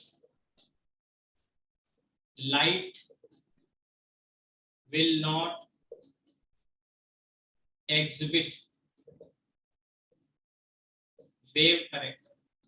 ये बात मैं आपको शुरू में ही बता चुका हूं, अब इसमें और ज्यादा एक्सप्लेनेशन की रिक्वायरमेंट नहीं है, ठीक है, और ज्यादा एक्सप्लेनेशन की रिक्वायरमेंट नहीं, ठीक। इसके बाद छठा पॉइंट ये है कि अगर मान लीजिए ये जो सोर्स S1 S2 हैं ये कोहेरेंट नहीं है तो फिर इंटरफ्रेंस नहीं होगी। ध्यान रहे, क्वेश्चन में कह देगा कि दो अलग अलग बल्ब हैं, बात सुनो, कुछ बहुत सारी चीजें मैं नहीं लिखा सकता, कुछ बोलूंगा भी, क्यों हर चीज लिखाऊंगा तो बहुत टाइम लगेगा। तो अभी मैं जैसे बोल रहा हूँ कि दो अलग अलग इंडिपेंडेंट सोर्स कोहेरेंट नहीं होते, ठीक है, एक ही सोर्स से हम उनको डिराइव करते हैं तब वो कोहेरेंट होते हैं। तो कभी क्वेश्चन में कह देगा दो इंडिपेंडेंट ट्यूबलाइट या बल्ब है तो समझ जाना इंटरफ्रेंस होने वाली नहीं है। तो वहां अगर दोनों स्लिट की इंटेंसिटी I और I है तो वहां स्क्रीन पे इंटेंसिटी 2I ही मिलेगी, 4I नहीं मिलेगी, क्योंकि इंटरफ्रेंस होगी नहीं। इंटरफ्रेंस जब होगी तो वहां पे डिस्ट्रीब्यूशन होगा लाइट का, की एनर्जी का डिस्ट्रीब्यूशन, रीडिस्ट्रीब्यूशन होगा, ठीक है। तो आप यहाँ पे अगला पॉइंट हम यही लिख रहे हैं, इफ या टू इनकोहेरेंट या टू इंडिपेंडेंट, ऐसे लिख रहा हूं, two independent sources of light are incoherent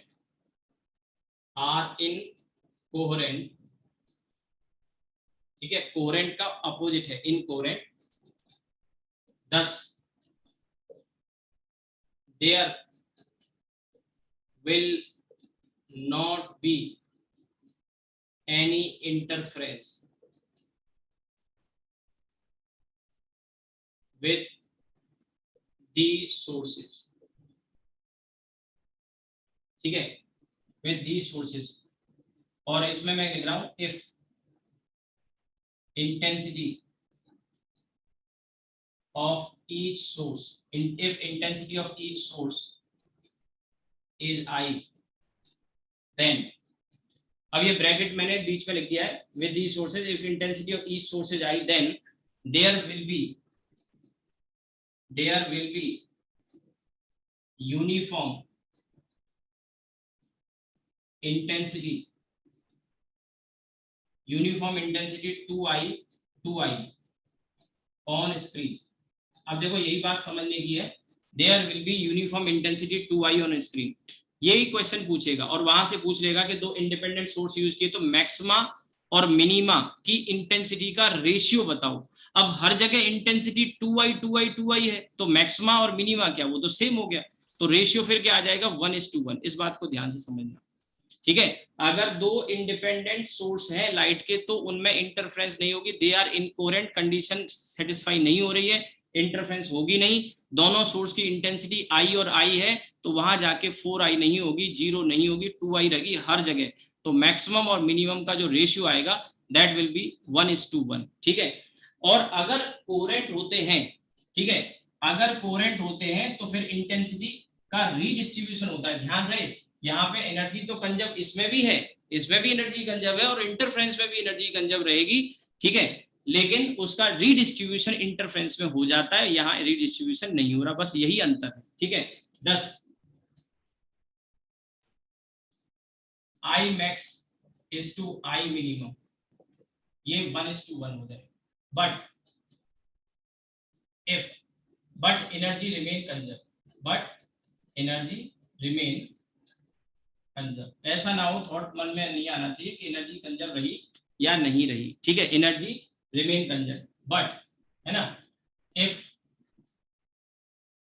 sources are coherent, ठीक है, sources are coherent then interference takes place, interference होती है, takes place and energy and intensity is redistributed redistributed in the form of maxima and minima, ठीक है।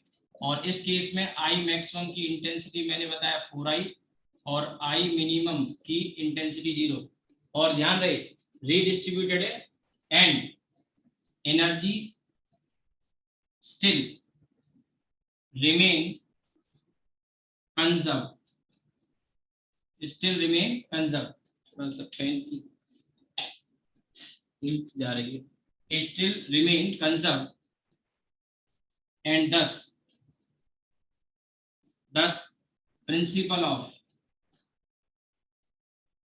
conservation of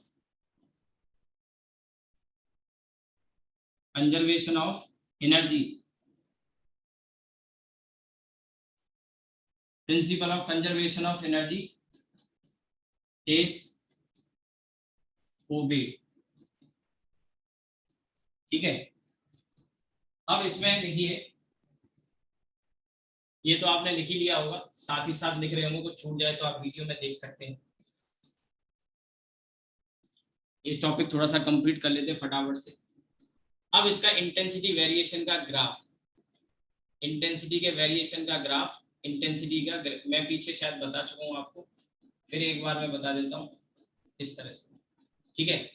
और अगर आप ऐसे चाहो तो स्क्रीन जो यहाँ बनाई थी हमने इस तरह से भी शो कर सकते हैं। जैसे ये स्क्रीन है, ये सेंट्रल ब्राइट था, ठीक है, ये आपका यहाँ पे फर्स्ट ब्राइट था, ये आपका सेकंड ब्राइट था, ये थर्ड ब्राइट था, ये फर्स्ट ब्राइट था, सेकंड ब्राइट और थर्ड ब्राइट, ये बीच में फिर फर्स्ट डार्क आ गया, यहाँ भी फर्स्ट डार्क आ गया, यहाँ सेकंड डार्क आ गया, यहाँ सेकंड डार्क आ गया। आप नोटिस करें इसमें कि डार्क का ऑर्डर ब्राइट से पहले आ रहा है, थर्ड डार्क आ गया, ठीक है, ये आपका थर्ड डार्क आ गया, ठीक है।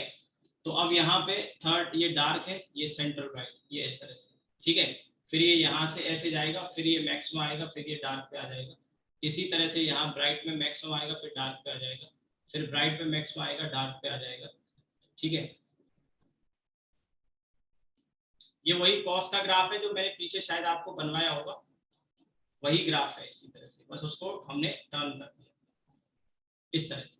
तो ये जो सेंट्रल ब्राइट है यहाँ पे, ये इंटेंसिटी 4i, ये यहाँ पे 0, ये 4i, ये 0, ये 4i, ये 0, ठीक है। एनर्जी का रीडिस्ट्रीब्यूशन हो रहा है, ये आपका 4i, ये 0, ये 0, ये 4i, ठीक है। अब ये 0 4i 0 4i 0 4i 0 4i इसके बीच में भी हमें मिल रहे हैं। तो एक्चुअल में हो क्या रहा है, रीडिस्ट्रीब्यूशन से मेरा मतलब ये है कि ये यहाँ पे कभी 2i होगी, तो वो 2i यहाँ शिफ्ट होके 4i कर दी और यहाँ क्या हो गई 0, तो यही रीडिस्ट्रीब्यूशन है एनर्जी का। तो इंटेंसिटी का वेरिएशन इस तरह से होता है, ये आप बना सकते हैं। एक और छोटी सी एक दो चीजें और मैं इसमें बताना चाहूंगा, वो है angular width. Angular width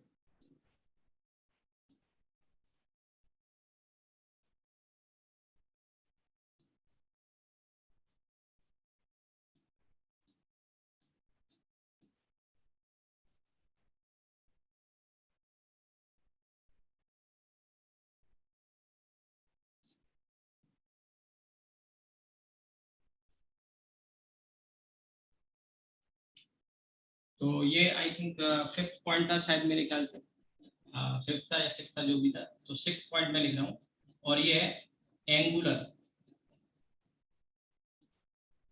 fringe width, ठीक है। एंगुलर फ्रिंज विड्थ को हम थीटा बीटा लिख रहे हैं। एंगुलर फ्रिंज विड्थ का मतलब क्या है ये पहले समझ लो, फिर ये भी समझ में आ जाएगा। ये आपने अगर नोट कर लिया हो तो मैं आगे बढ़ूँ, क्योंकि फिर मैं लिखूंगा तो फिर आपको विजिबल नहीं होगा। तो देखिए इसमें ये स्क्रीन है और ये आपका सेंट्रल ब्राइट है, मान के चलिए ये आपका फर्स्ट ब्राइट है, ठीक है। तो ये जो डिस्टेंस होता है दिस इज बीटा, और यहाँ ये सोर्स S1 S2 थे, ये S1 है और ये S2 है। तो ये जो एंगल बनता है ना, ये इसी एंगल को मैं थीटा बीटा कह रहा हूँ। अच्छा, ये वाला जो डिस्टेंस है दैट इज D, ये वाला जो डिस्टेंस है d, तो ये थीटा बीटा निकालना है, तो इसके लिए हम यहाँ पे मैं कैलकुलेशन कर रहा हूँ। तो देखिए tan थीटा बीटा को लगभग हम थीटा बीटा लिख सकते हैं, क्योंकि थीटा काफी छोटा है, theta is very small, theta is very small. और tan थीटा की वैल्यू यहाँ से देखो beta upon D, so this is what beta upon D, ठीक। और इसमें आप जानते हैं बीटा की वैल्यू क्या होती है, बीटा की वैल्यू यहाँ देखो डी लैम्डा बाई डी, तो इस वाले डी को मैं अगर इधर ले आऊंगा तो हमारे पास ये फॉर्मूला आ गया, ठीक है, ये फॉर्मूला आ गया। सो ये थीटा बीटा की वैल्यू बीटा अपॉन डी या फिर लैम्डा अपॉन स्मॉल डी, इसी को हम एंगुलर फ्रिंज विड्थ कहते हैं। कभी कभी क्वेश्चन में पूछ लेता है, तो आप इस तरह से कैलकुलेट कर सकते हैं, ठीक है। आज की क्लास को हम यहीं रोकेंगे, अभी पेन भी जवाब दे गया है। चलिए तो रुकते हैं, आपको कुछ नोट करना है, पूछना है आप पूछ सकते हैं, कल इसके आगे कंटिन्यू करेंगे। अभी थोड़ा सा इसमें रह गया है, कुछ केसेस और बताऊंगा।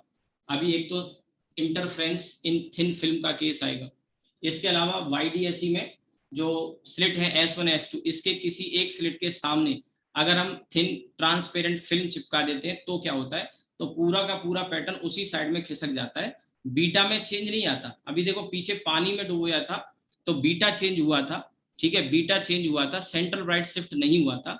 यहाँ उल्टा होगा, सेंट्रल राइट शिफ्ट होगा, पूरा पैटर्न एक ही साइड में शिफ्ट हो जाएगा। यहाँ जबकि दोनों साइड से सेंटर की तरफ आया था पीछे वाले केस में, यहाँ पूरा पैटर्न एक साइड में जाएगा, सेंट्रल राइट भी शिफ्ट होगा लेकिन बीटा चेंज नहीं होगा। वो केस हम कल पढ़ेंगे, ठीक है। चलिए आज रुकते हैं यहीं पे।